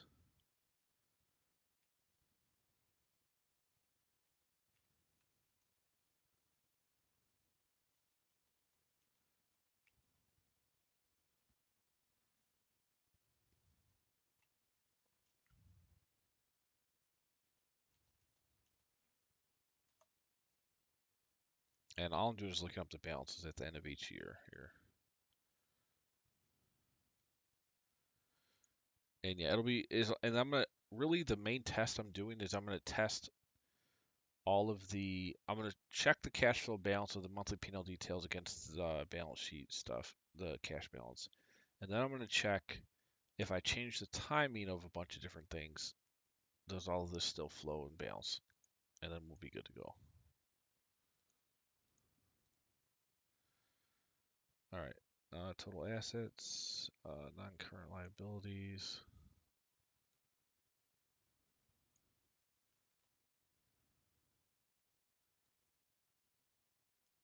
This should be just a straightforward.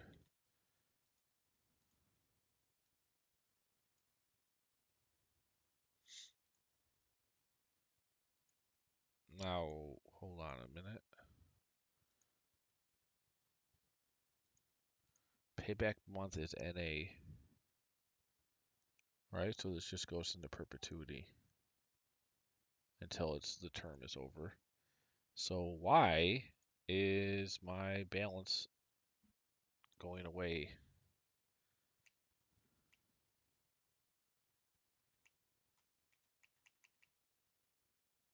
It's not.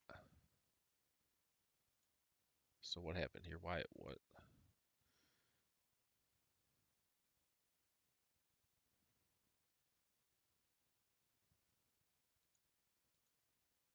Cash flow statement annual. Oh, did I not do the cash flow statement annual either? Oh, shoot. No, I didn't. I did not. Let's update this. Let me make sure I didn't remove any rows here. I don't think, no, I didn't.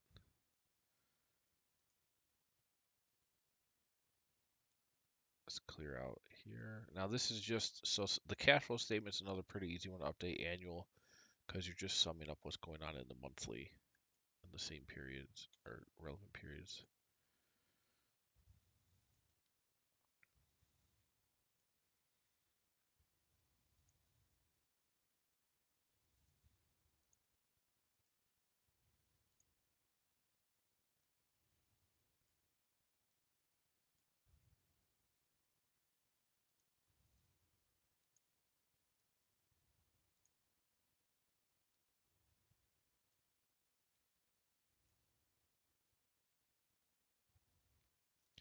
We don't need this.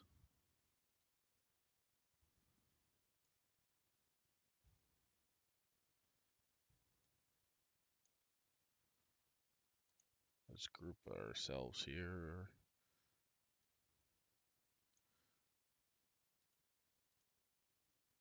Oh man, my stomach is growling. I think I gotta eat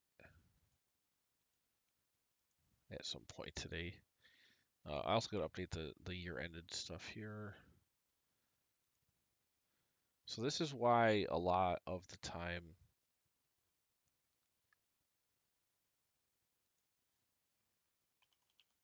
I don't even know what I was gonna say. If let's just update this here. If our end month is equal to, oh, I know what I was gonna say now. Timing assumptions are always, and I think it's worth putting them in there for the complexity that it takes, but I think it's worth it. Um,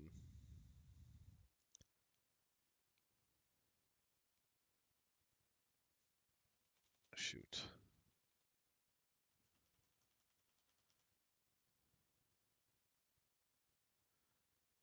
Oh, all right, I can't. I gotta do one thought at a time. I think it's worth to have the timing assumptions in here. It creates a little bit more complexity, but it gives more flexibility, enough flexibility that I think is worth it. If this equals NA, then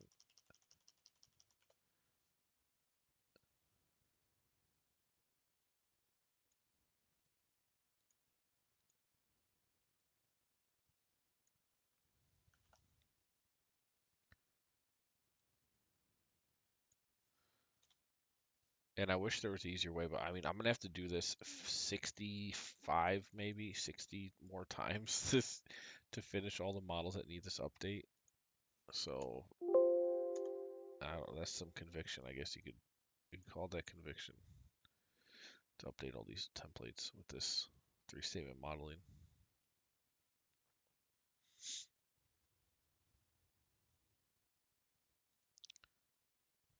Cash flow statement, monthly. Oh yeah, so same thing here.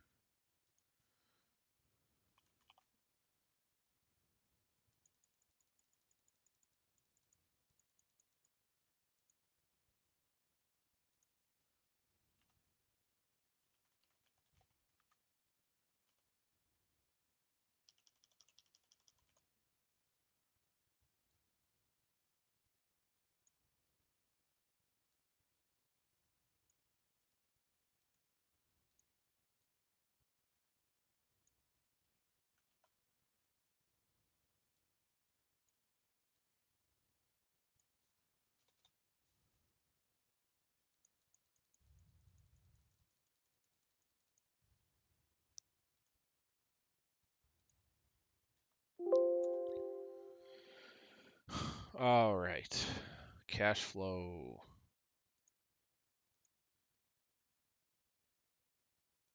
So that's good. Now I can start deleting stuff, so we don't need this. Actually, and this.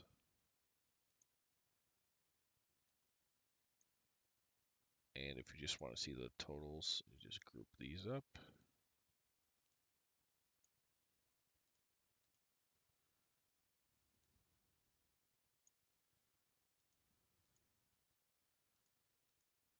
And here, yep, just delete that. We don't need this. And don't have this because there's no cost of goods sold or inventory.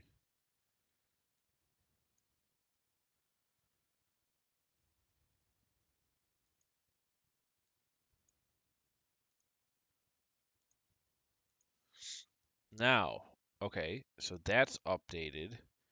Now let's go over to the balance sheet annual. We're off.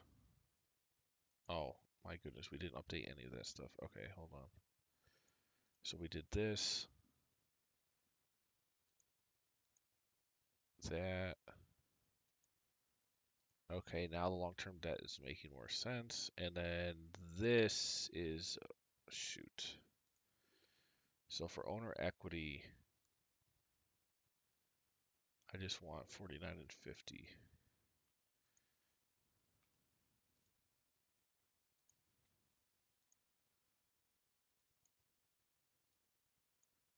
This can all be clear. Duh.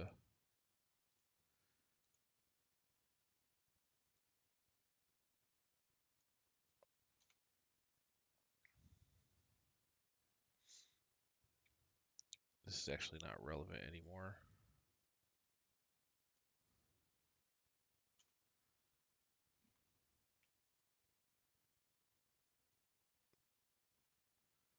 What the heck did I do here? Okay, hold on. We're just going to have to do this one manually. Clear, clear, clear. All I want here is the value at the last month of each year. So I'm just going to go index. Give me this value based on the column matching.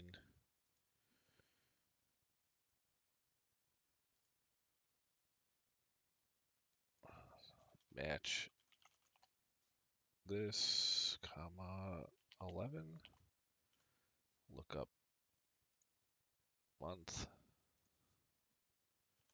And that's it.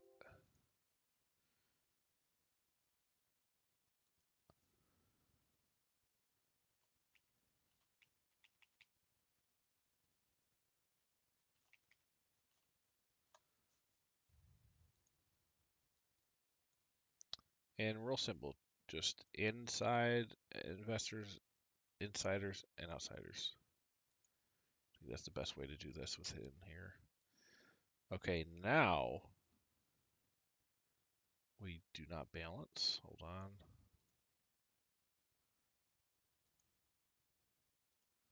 Retained earnings.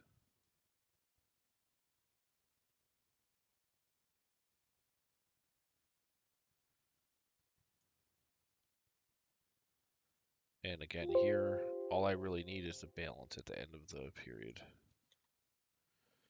So it'll be this formula.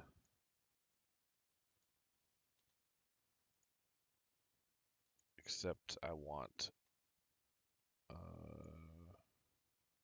58, row 58.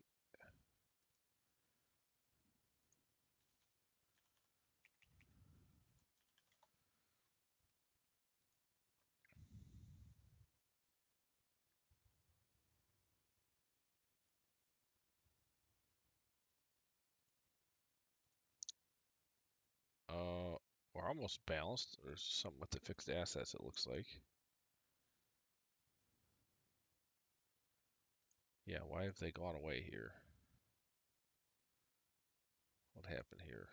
Oh, shoot.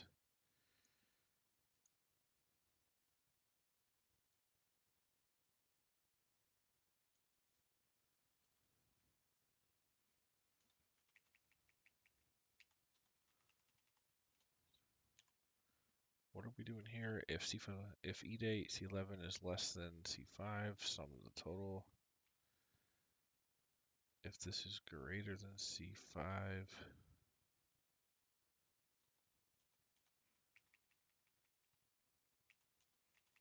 then what are we doing? Valuation, value, terminal value.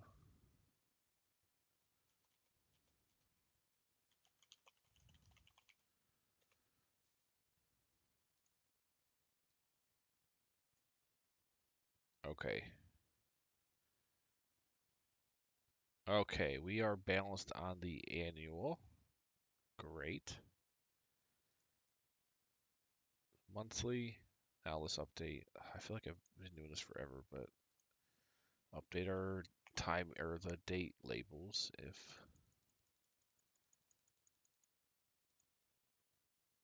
this equals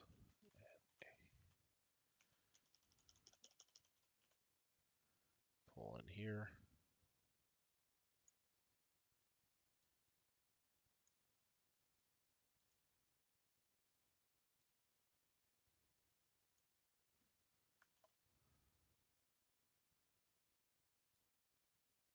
Update this.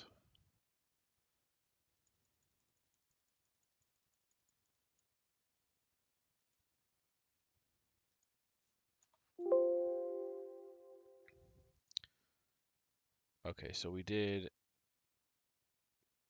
that's updated. This is not Too Many Christmas.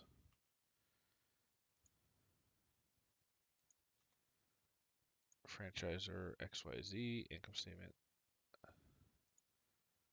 updated, updated, updated, updated, updated, updated. All right, we are all updated. Let's do a check on making sure there's no more formulas with XLS. So to do that, we just do a find replace on the whole workbook. Type in .xls. Oh, where's this?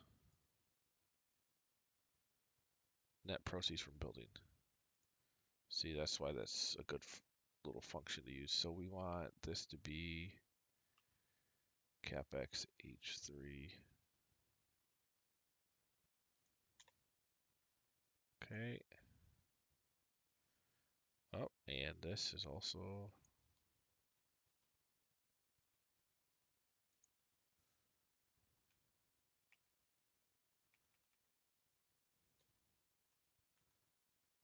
year of end month.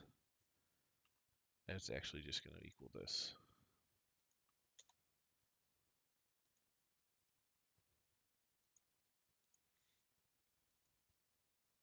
All right, let's try again. .xls.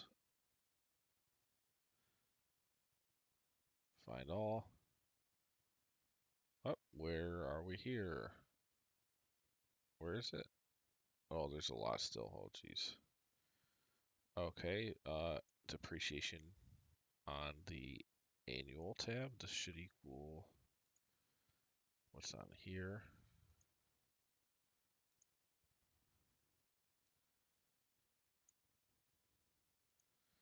And while we're at it, okay, good, that one's fine. Let's keep looking.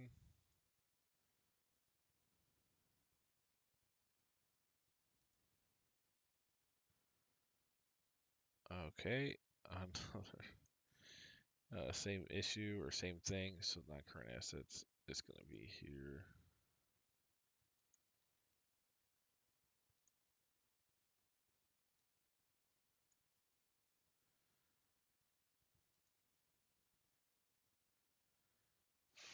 Let's try again. Okay, still got it on here.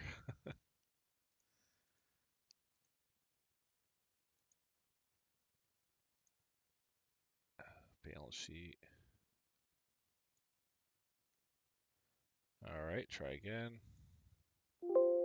Hey, no more. Okay, that's good. Wait, hold on. I got actually. Okay, good. Awesome. No reference issues to other workbooks. Now I want to make sure everything's to the top left on all of this. Well, actually, let's do our checks first. So first quick check is going to be, let's put this at a year prior, like let's say 2029.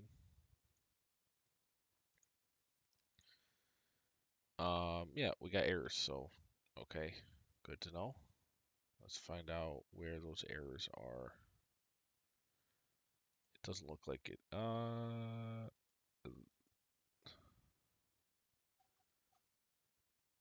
Looks like it's something to do with the yeah, it's something to do with the statements.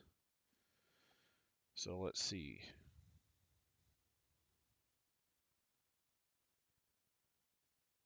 Probably something with, yeah, this is still going to December 2029. That doesn't make sense. December 2029. Oh, wait, yeah, that's the right month, December 2029. For some reason, I thought I put it at year 5. I don't know why. Okay, so no errors here. Income statement's fine. Cash. So where's our outside investors? Why is that an error?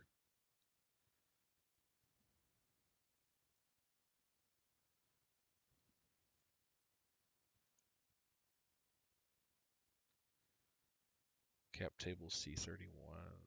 Oh, uh,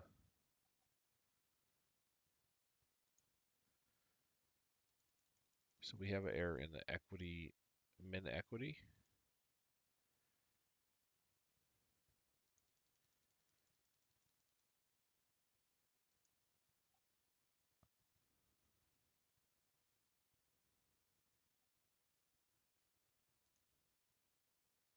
Apparently, let's scroll over here and see. Okay, so there is Capex. Perfect. I think that's our problem, the cash flow statement. Monthly.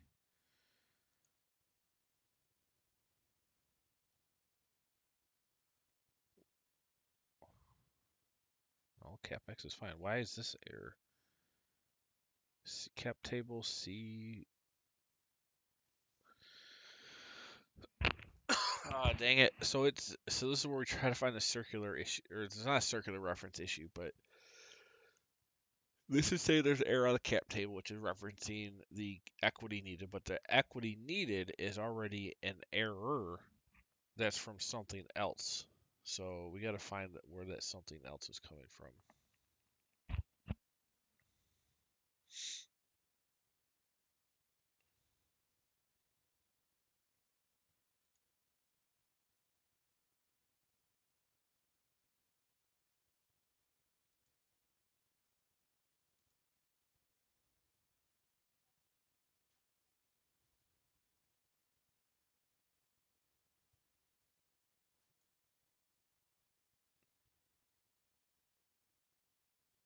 Hmm.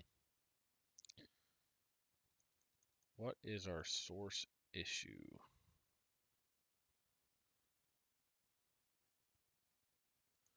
Well, one way to see is let's set the cap table at a hard-coded value here to say a million. Okay, so now we at least know this is not the error. Now we can go see where this is coming. This might be easier to find now. Let's go to,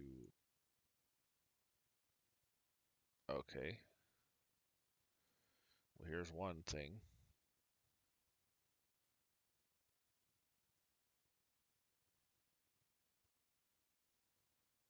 So we want to go if error blank. Or just, you know what, 0 is a lot easier. Let's just do that.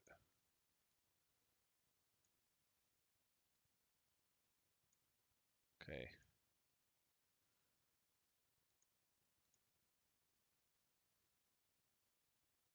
Okay, what's happening here? Same deal.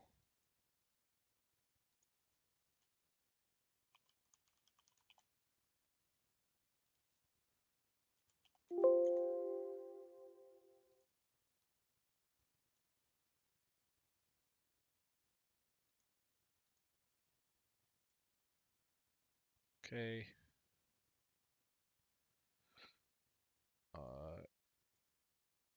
Same thing here. Wait, index balance sheet monthly. Let's actually try to fix the source. Oh, because these are going blank.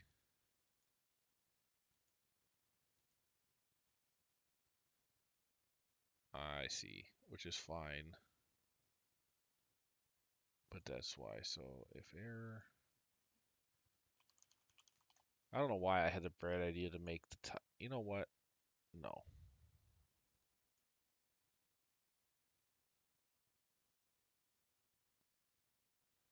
We're not doing this. These dates are just going to be going through the whole model. There's no blank crap.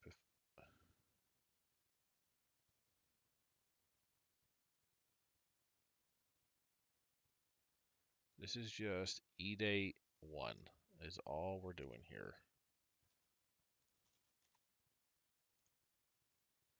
If your model doesn't go that far, that's fine, but the dates will still show at the top.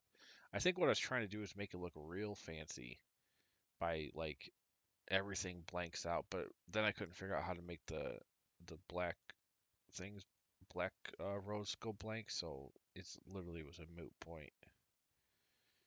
Let's just drag. I don't want. So okay, that's good. Let's,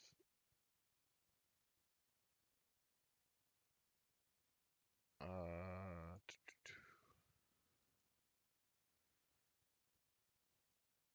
this is fine. It's going all the way over.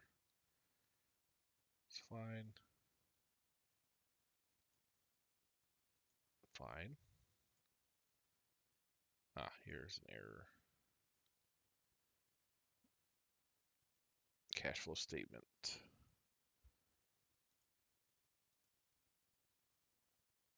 Okay, where's my error at then?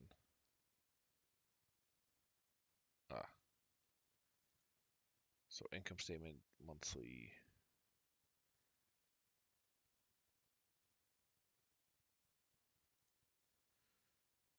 Okay, let's find the error here. Oh, oh yeah, we have to do the dates.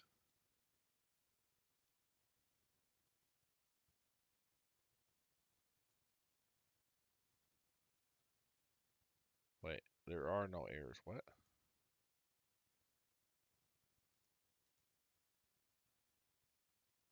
Income statement DG16, DG26.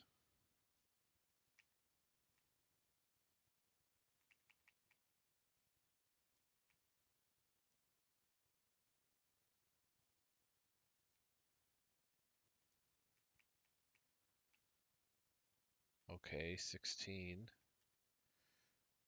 Ah, yeah, let's get rid of all this blank logic crap.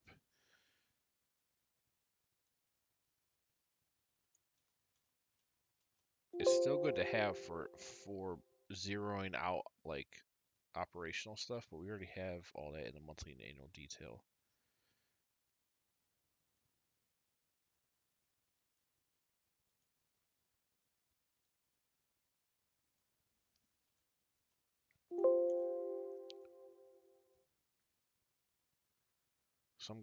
Sometimes guys, simple is always almost not sometimes, almost all the time, simple is better when things like this. All right. What else is blanked out? This one.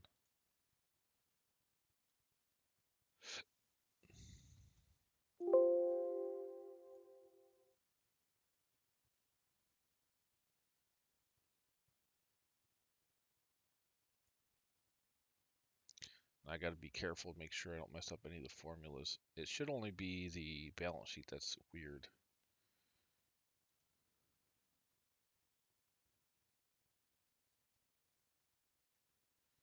Why is there an error here?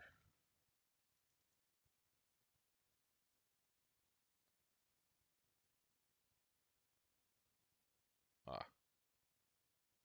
no, wait. There should not be an error.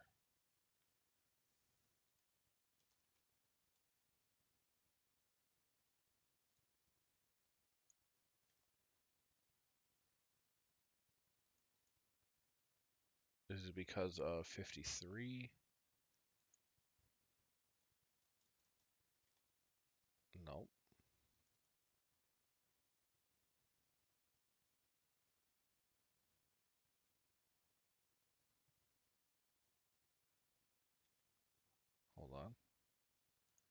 Capex J20.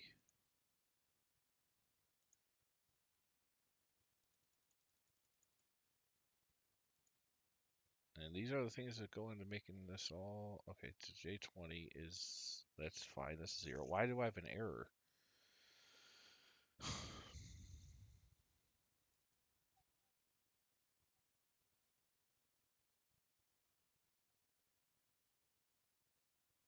Okay, 29, that's a value. 32, that's a value. 53, that's just blank, but that's fine. 59. Oh, 59 is blank.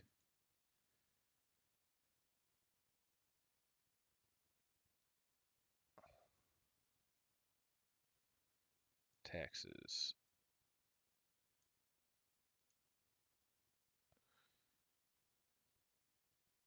Okay, we don't care about that anymore. So if error, some income statement, da, da, da, and there should not be an error here, so we're not doing any if errors.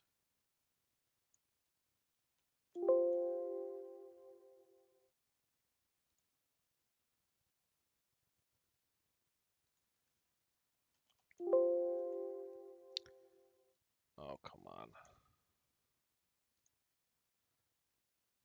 Alright, I want to get rid of this and this.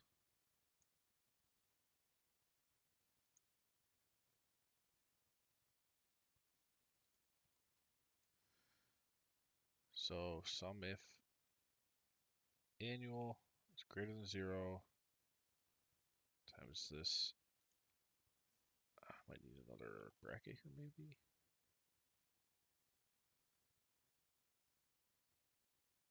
No.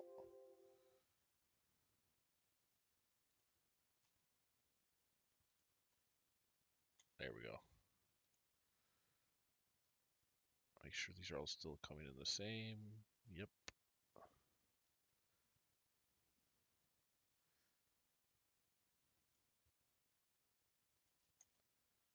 And div error is fine. Now we can do if error, and we'll do 0.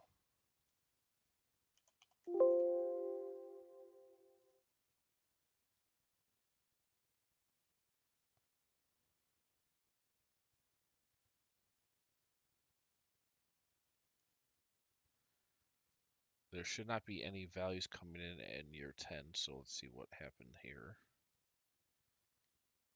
1307, is that depreciation?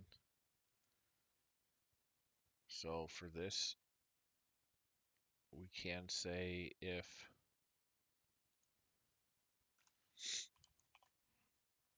this is greater than the exit month,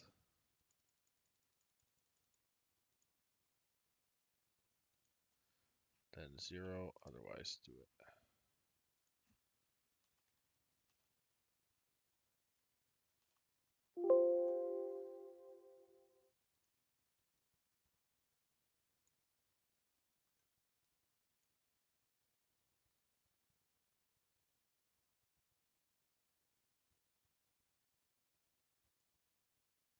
Perfect.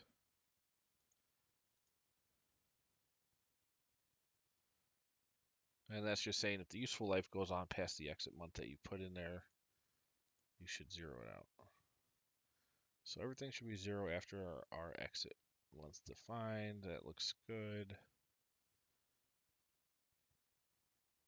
Now we don't got any errors.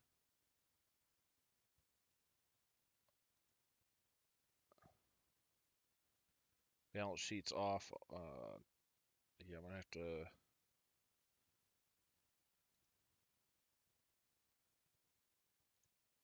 These just all this will just have to be zeroed out. I'm assuming year 9 is, yeah, okay, just gotta 0 out. That's fine.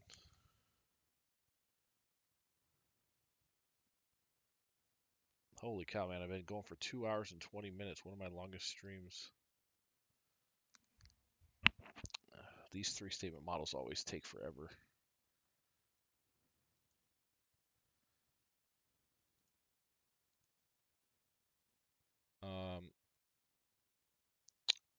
gonna try and get through it here though. So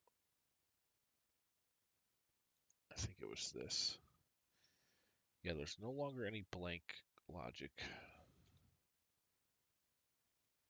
But I do want to say if this is greater than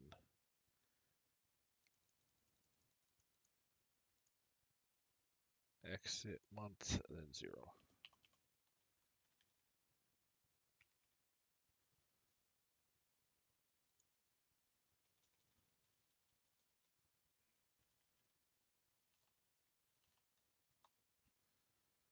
Okay, should be able to drag this down and over.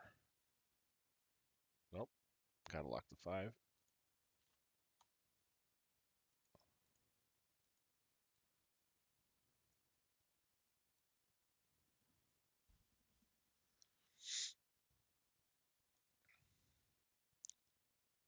Okay. And cash should just not be changing. That's good. Human depreciation should not be changing. It essentially should just be a runoff.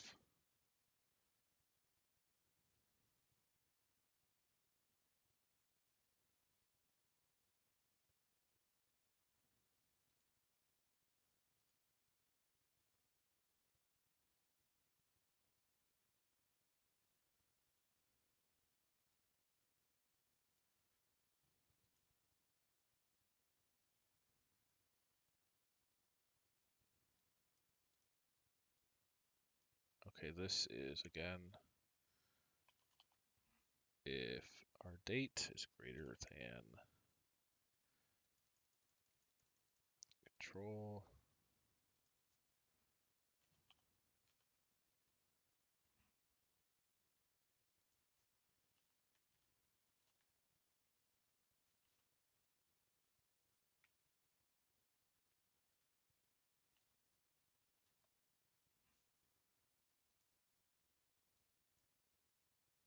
Whoop, what happened?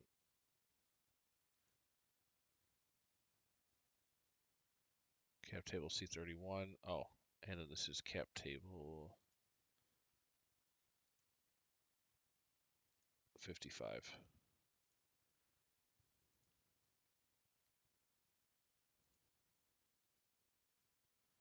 And this is, I mean, a balance sheet makes you balance this. I mean, it's like a nice check. Just inherently, you can go through and check and see what's needs updated or whatever. Especially with these timing things. Okay, we're still out by a bunch.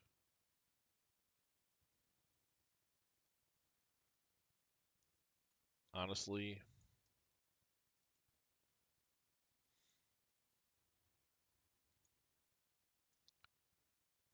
we can zero out everything. Let's just do that. That's easier. If this is greater than control 0.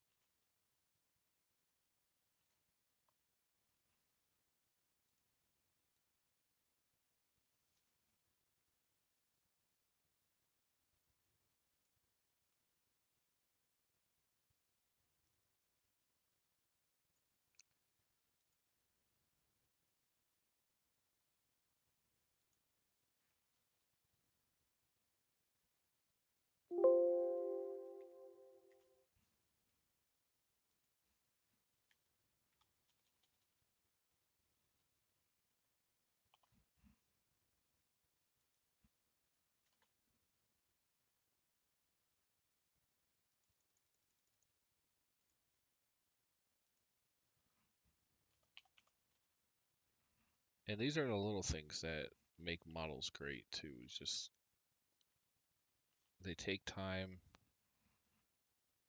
but it needs to be done.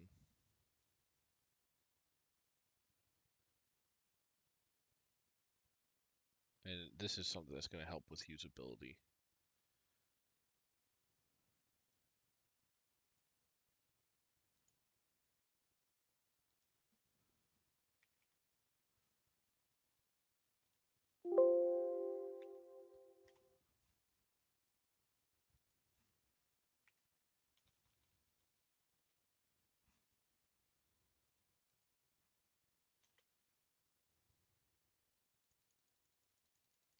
Now, hopefully, we won't have to do this much for the other ones. Just the balance sheet is one that you do because it's ongoing.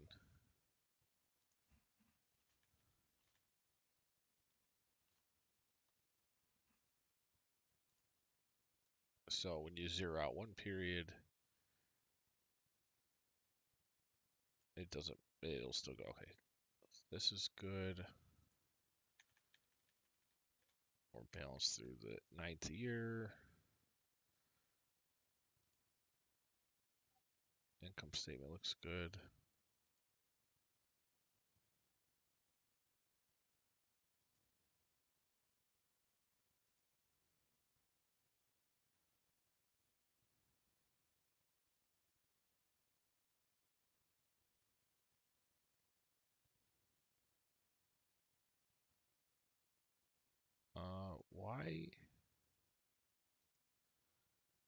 Why is the long-term liabilities going to 0 in 2029?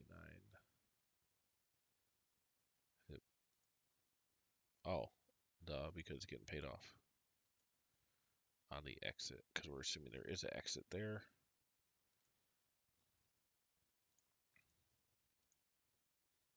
Put terminal value 95. So so this paid off here.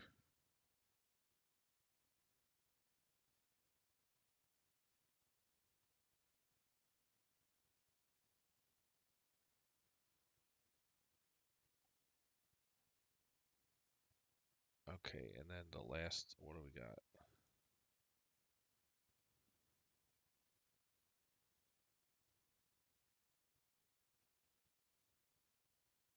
312.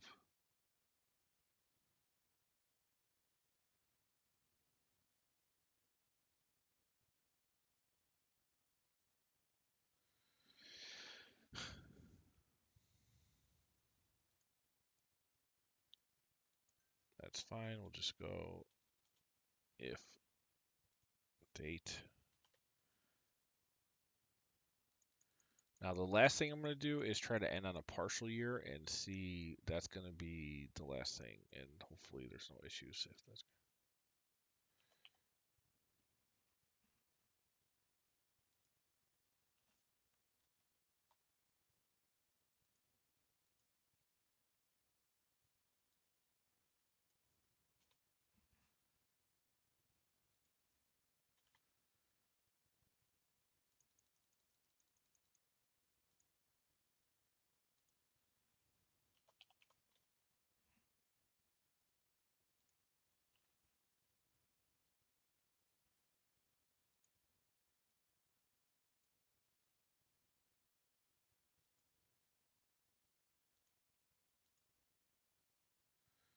Honestly, this and what we're going to probably have to do is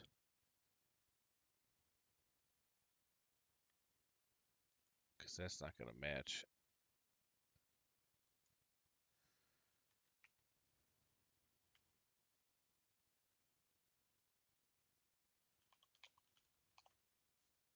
I'm just thinking about what happens on a partial. We're going to have to sum up the cash flow annual.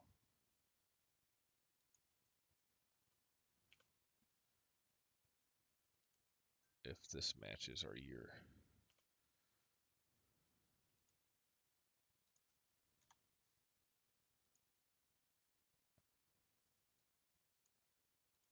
And then this plus this. Because if we look up the last month of a year on this, we'll get, if it's a partial, we'll get a 0, but then we'll miss half of that year's cash flow.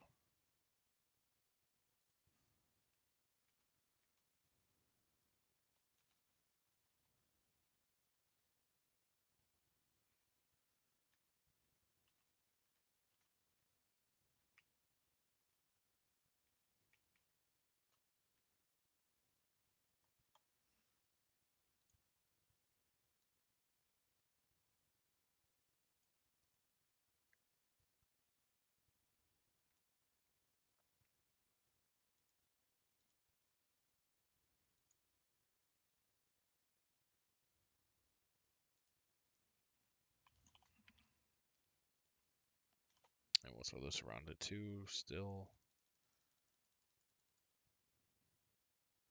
Well, no, we can't. We can't for partials, so actually this has to be like that. Assets, non-current assets is fine.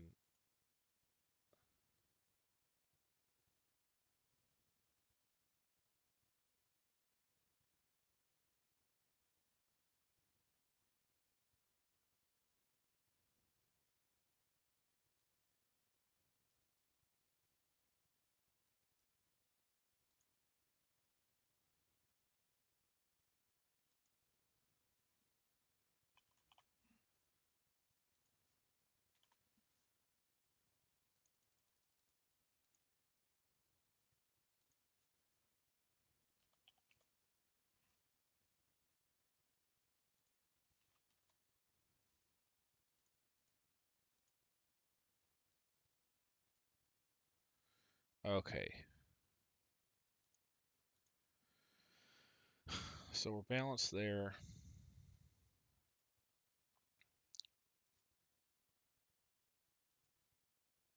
Cash flow statement is ending on the last year. That looks good. Good. Balance sheet's a real big issue that we'll have, so and that looks okay.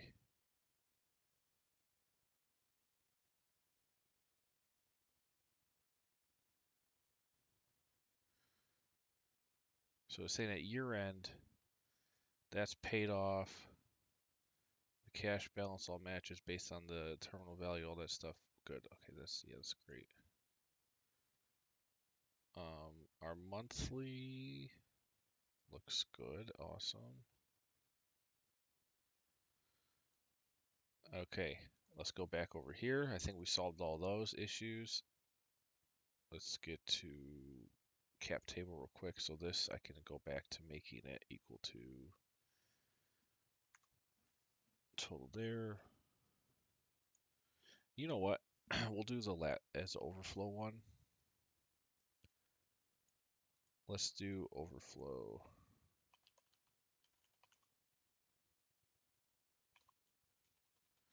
This is going to be if you need any more funds that you haven't put in yet.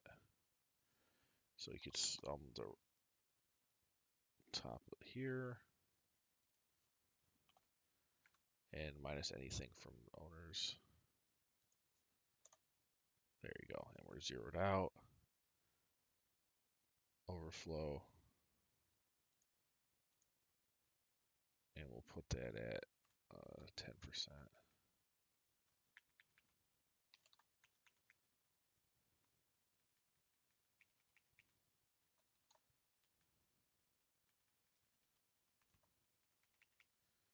There we go. All right. Good, good, good, good. The final test is going to be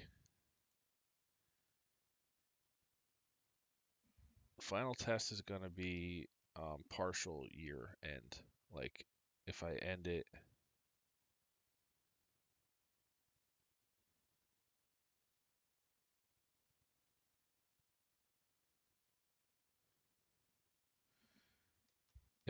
like halfway through a year, what happens to everything? Now that'll probably be the least common thing that ever happens, but the good news is, let's just check. Let's do that and then we'll check them all again. So let's say I end it halfway through 2029. Okay, good. No error on that. Thank goodness. And then we'll have to do cash flow checks. This looks fine. I don't expect any issues with the income statement.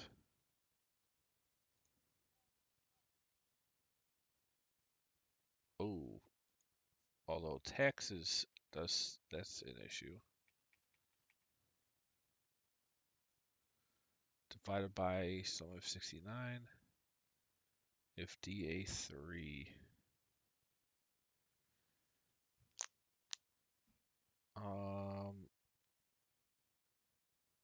Yeah, that's an issue.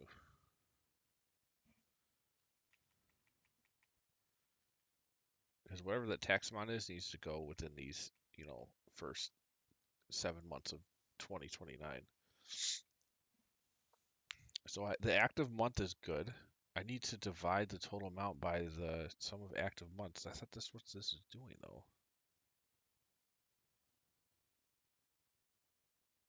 And why is, let's see. It might be a matter of just zeroing it out. Hold on, let me see. So 45,751,000. 45,751. No, it's 77. So I'm assuming it's taking all this. Yep. Okay, so that's the issue. All right. So to fix that, to do taxes right, we need to do divided by the active month for the year, which is this total of these ones if the year matches. I don't know what the heck I did in here. I just did if 9. Okay. So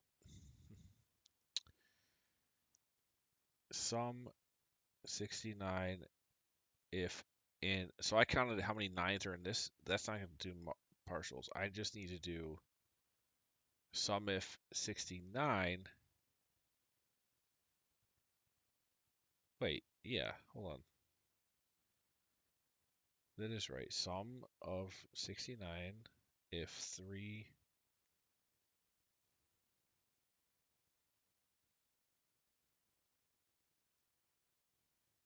Let's pull this out. This should only say 7.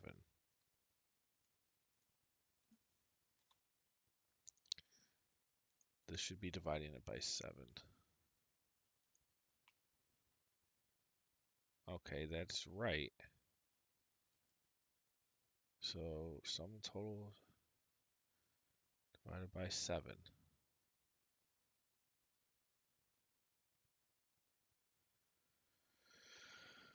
Oh, man.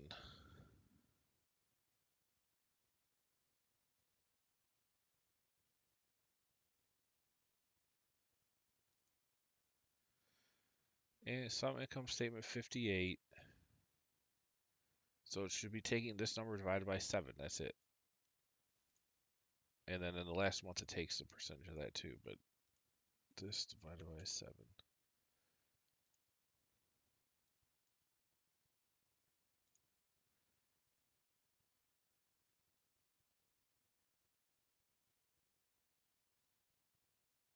This should be 11,139 in each month. It's dividing it by 12 somehow, and I don't understand how it's getting to 12. Because see, if you go the whole year of the whole ninth year, that's the total tax it's calculated in the annual. I don't know how that's possible if we're dividing that total by 7. What, like what? All right, let's start cutting off some of the formula and seeing what's wrong.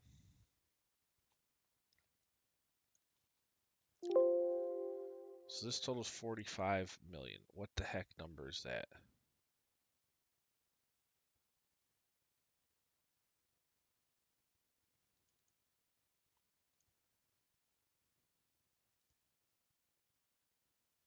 Where is it even getting that number?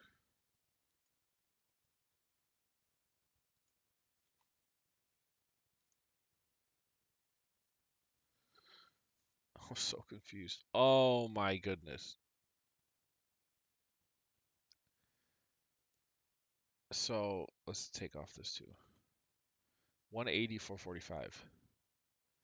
So it's taking taxable income.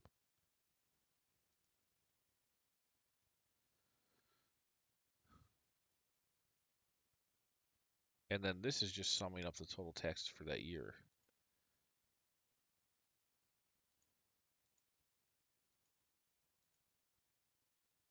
Okay.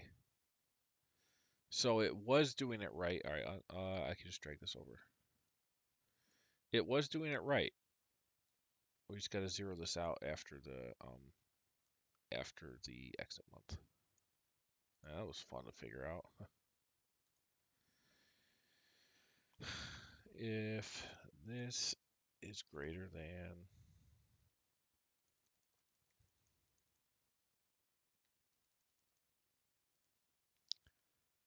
our exit month 0. Man, this would be really cool. If this all balances with a partial year or a year before the last possible month or on the last possible month or with no exit, that's awesome.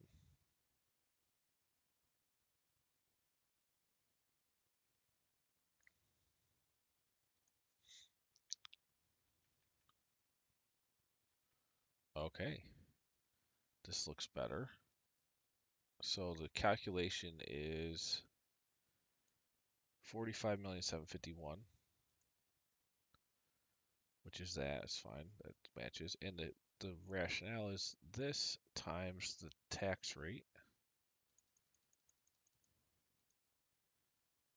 And I'm not getting complicated. It's effective tax rate. And then 10% on the other one. This plus this equals this. No, no, it's a very small difference. Yeah, it's like probably to the 8th decimal place.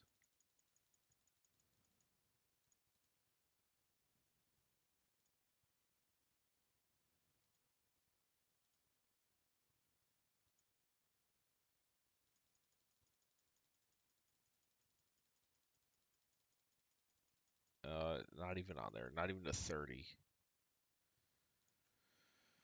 So that's good. We're matched there. Um, Balance sheet is good. We're ending in July. That's good.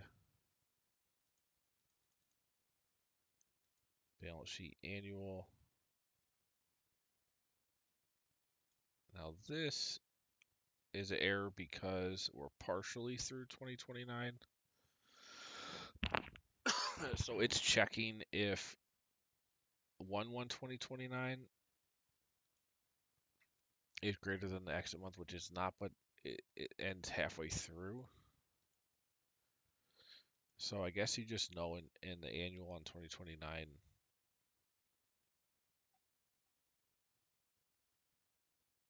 everything should be zeroed out. But the monthly will show what the actual number is. So that's a super rare case, but it makes sense of why this is not balanced and it's fine. Cash flow statement should be fine.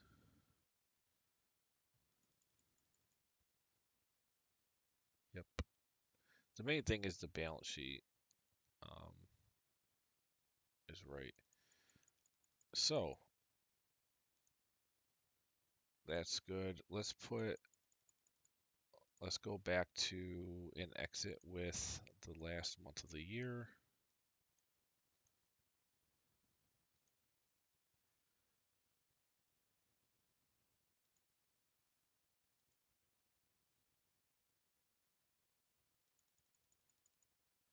And we'll make sure, what's this number? Oh, that was my check I was just doing. Really, I just want to make sure the balance sheet matches. It's good. Okay, now for the final big check is cash flow. So this total, this is all the cash that ever exists. This cash balance should equal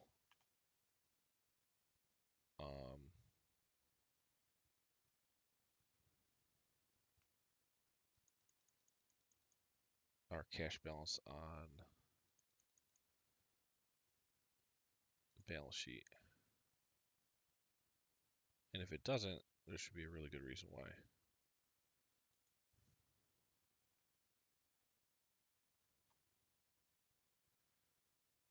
So it's off. It might be the equity, but we're going to see. I think it is actually. So variance here, 2851. Yeah. So okay, so that makes sense because what we're saying here is equity contributed is not counted in cash like it's a cash out for the company's view, that's cash in for the company, so it's cash balance. So when I go to do this check, I just want to sum up the distributable cash flow, which is here, and that should always match that. So that's great. We got a check there. Good. It's very good. And then the monthly balance sheet annual 409, 542 should match the last one here. Yep, 409, 542. Okay, that's good. Now what I'm going to do is make sure all these tabs are top left. So when somebody opens this up for the first time, they don't get confused. Top left, top left.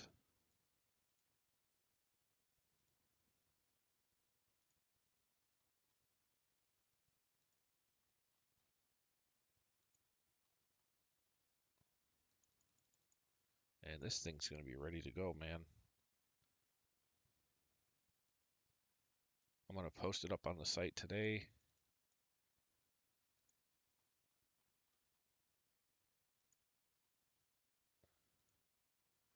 I'm just going to do a couple checks on that cash distribution for the other options like a no. Oh, let's make sure if we put a number in here, it's fine too.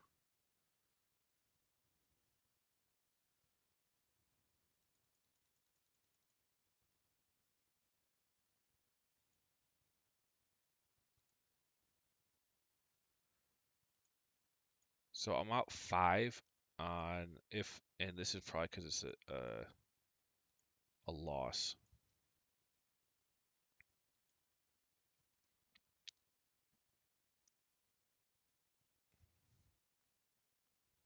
It's assuming all the, okay. So 94% is going to extraordinary income. The other 5% is being applied here. And we're saying the building was sold for 5. It's a loss. So we're missing this 5. Let's try a bigger number real quick. Let's put in 900.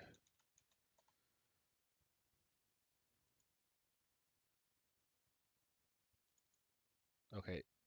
So question is, why are we out by the sale of the building? Oh. Okay, good, good, good, good. So this is a good check here. And I didn't add the cash since this Capex is new schedule. There was never anywhere to add this value.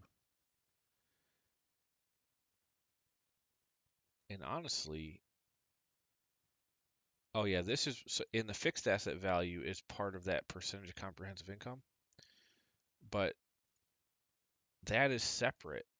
See, wait, includes assets except building. So that's why we do see this in here. That's counted, but this is not. So we have to do our P&L details here. We got to update that.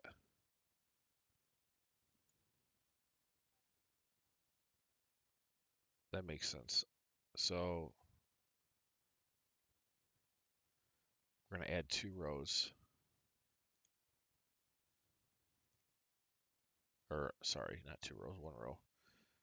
Sale of building. And it's just simply if this equals exit month here, then pull me up where is it? This value, otherwise 0. And that assumes whenever this value is assumed to happen at if there is an exit. If there's no exit month, then whatever, it's not going to show up. If there's no exit month defined.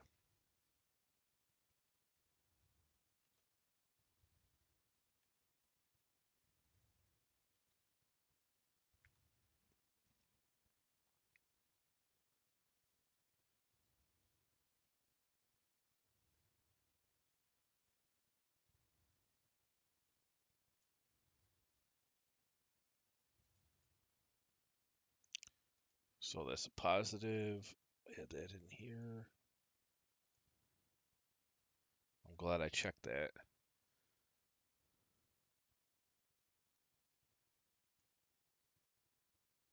Let's go to the annual.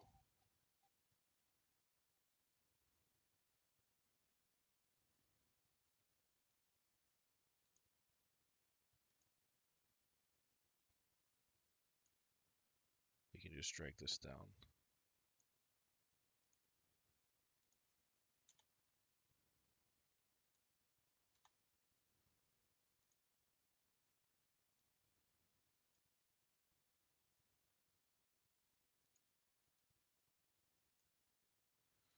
Okay, back to a zero match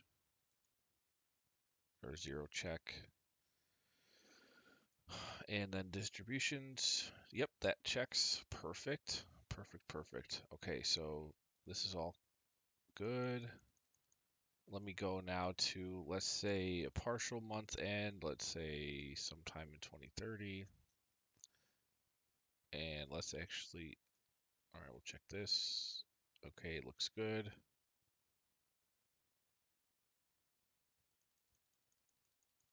Check the balance sheets.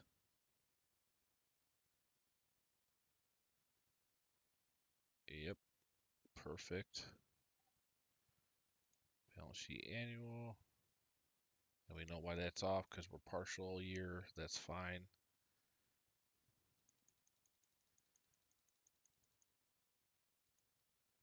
And then let's go exactly on a ninth year, like on the end of a previous year.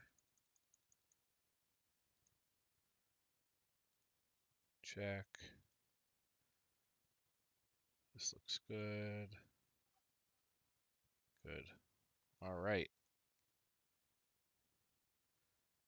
We are all set here. This is an awesome model. A lot of logic here, but a lot of ways to check if you've messed up anything, and very straightforward assumptions, and it all flows through to a nice three-statement model. You've got some visuals, you got distribution, you got an executive summary, you got cap table with internal rate of returns for individuals. We've got discounted cash flow analysis for insiders versus outsiders. Everything you need for out-of-the-box financial modeling for a startup here for franchisor licensing. All right. Well, that's going to be my stream for the day. Thanks for tuning in. I'll be back Monday, and Monday's going to be integrating a three-statement model into the base SaaS template, which is my most sold template. If you go over to smarthelping.com, it'll be this one here. And what I'm going to do is I'm going to do three-statement modeling for my top most popular templates first, and then I'll just work down from there. So like SaaS, equipment rental, that'll be a fun one. Website app recurring revenue.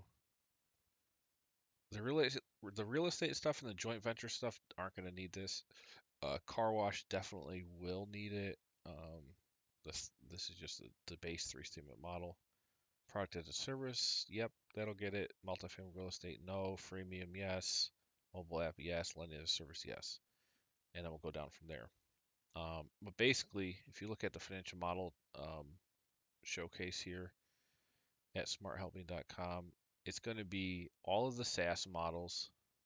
The enterprise SaaS one is going to be insane to do. All these SaaS models, not the hiring plan, not not the CAC and L lifetime value calculator, but all the rest of them will, and then all these industry-specific financial models. Yeah, like every single one of these. Self-storage, no. That's a real estate one, so not on this one, and everything else, I think, yes. So it's going to take a long time. Accounting tools are just tools. None of these things are startup, like 5 or 10-year financial models. These are more for tracking and doing things. Real estate, nope. Tools for What is this? Just general organizational tools. Sales pipeline, nope. That's all tracking stuff. KPI tracking, nope. General models. The account executive will have one. Account executive driven based on quotas and stuff. That'll have one. This might customer purchase driven financial model. I'm not sure. Maybe. HR planners. Nope. That has nothing to do with financial model or startup modeling. This kind of cash flow stuff. No. Personal finance. Nope. None of these. Okay. I will. I will see you guys on Monday. Great stream today. We finished the franchisor licensing three-statement model. Well, we finished the franchisor licensing model, and now the three-statement integration is done on it. I will post this later today. Well, honestly, shoot, if my wife is getting off at 1 or 2, I might not have time. I'm going to try to post it today, hopefully. If not, definitely tomorrow. I'm only charging $45 for all this. I mean, this is insane value. Somebody would pay you like probably easily $900 to like $3,000 to build this from scratch easily. And I'm charging $45. Oh, I gotta do the index page, but that's not gonna be on stream. All right, thanks for watching. We'll see you guys on Monday.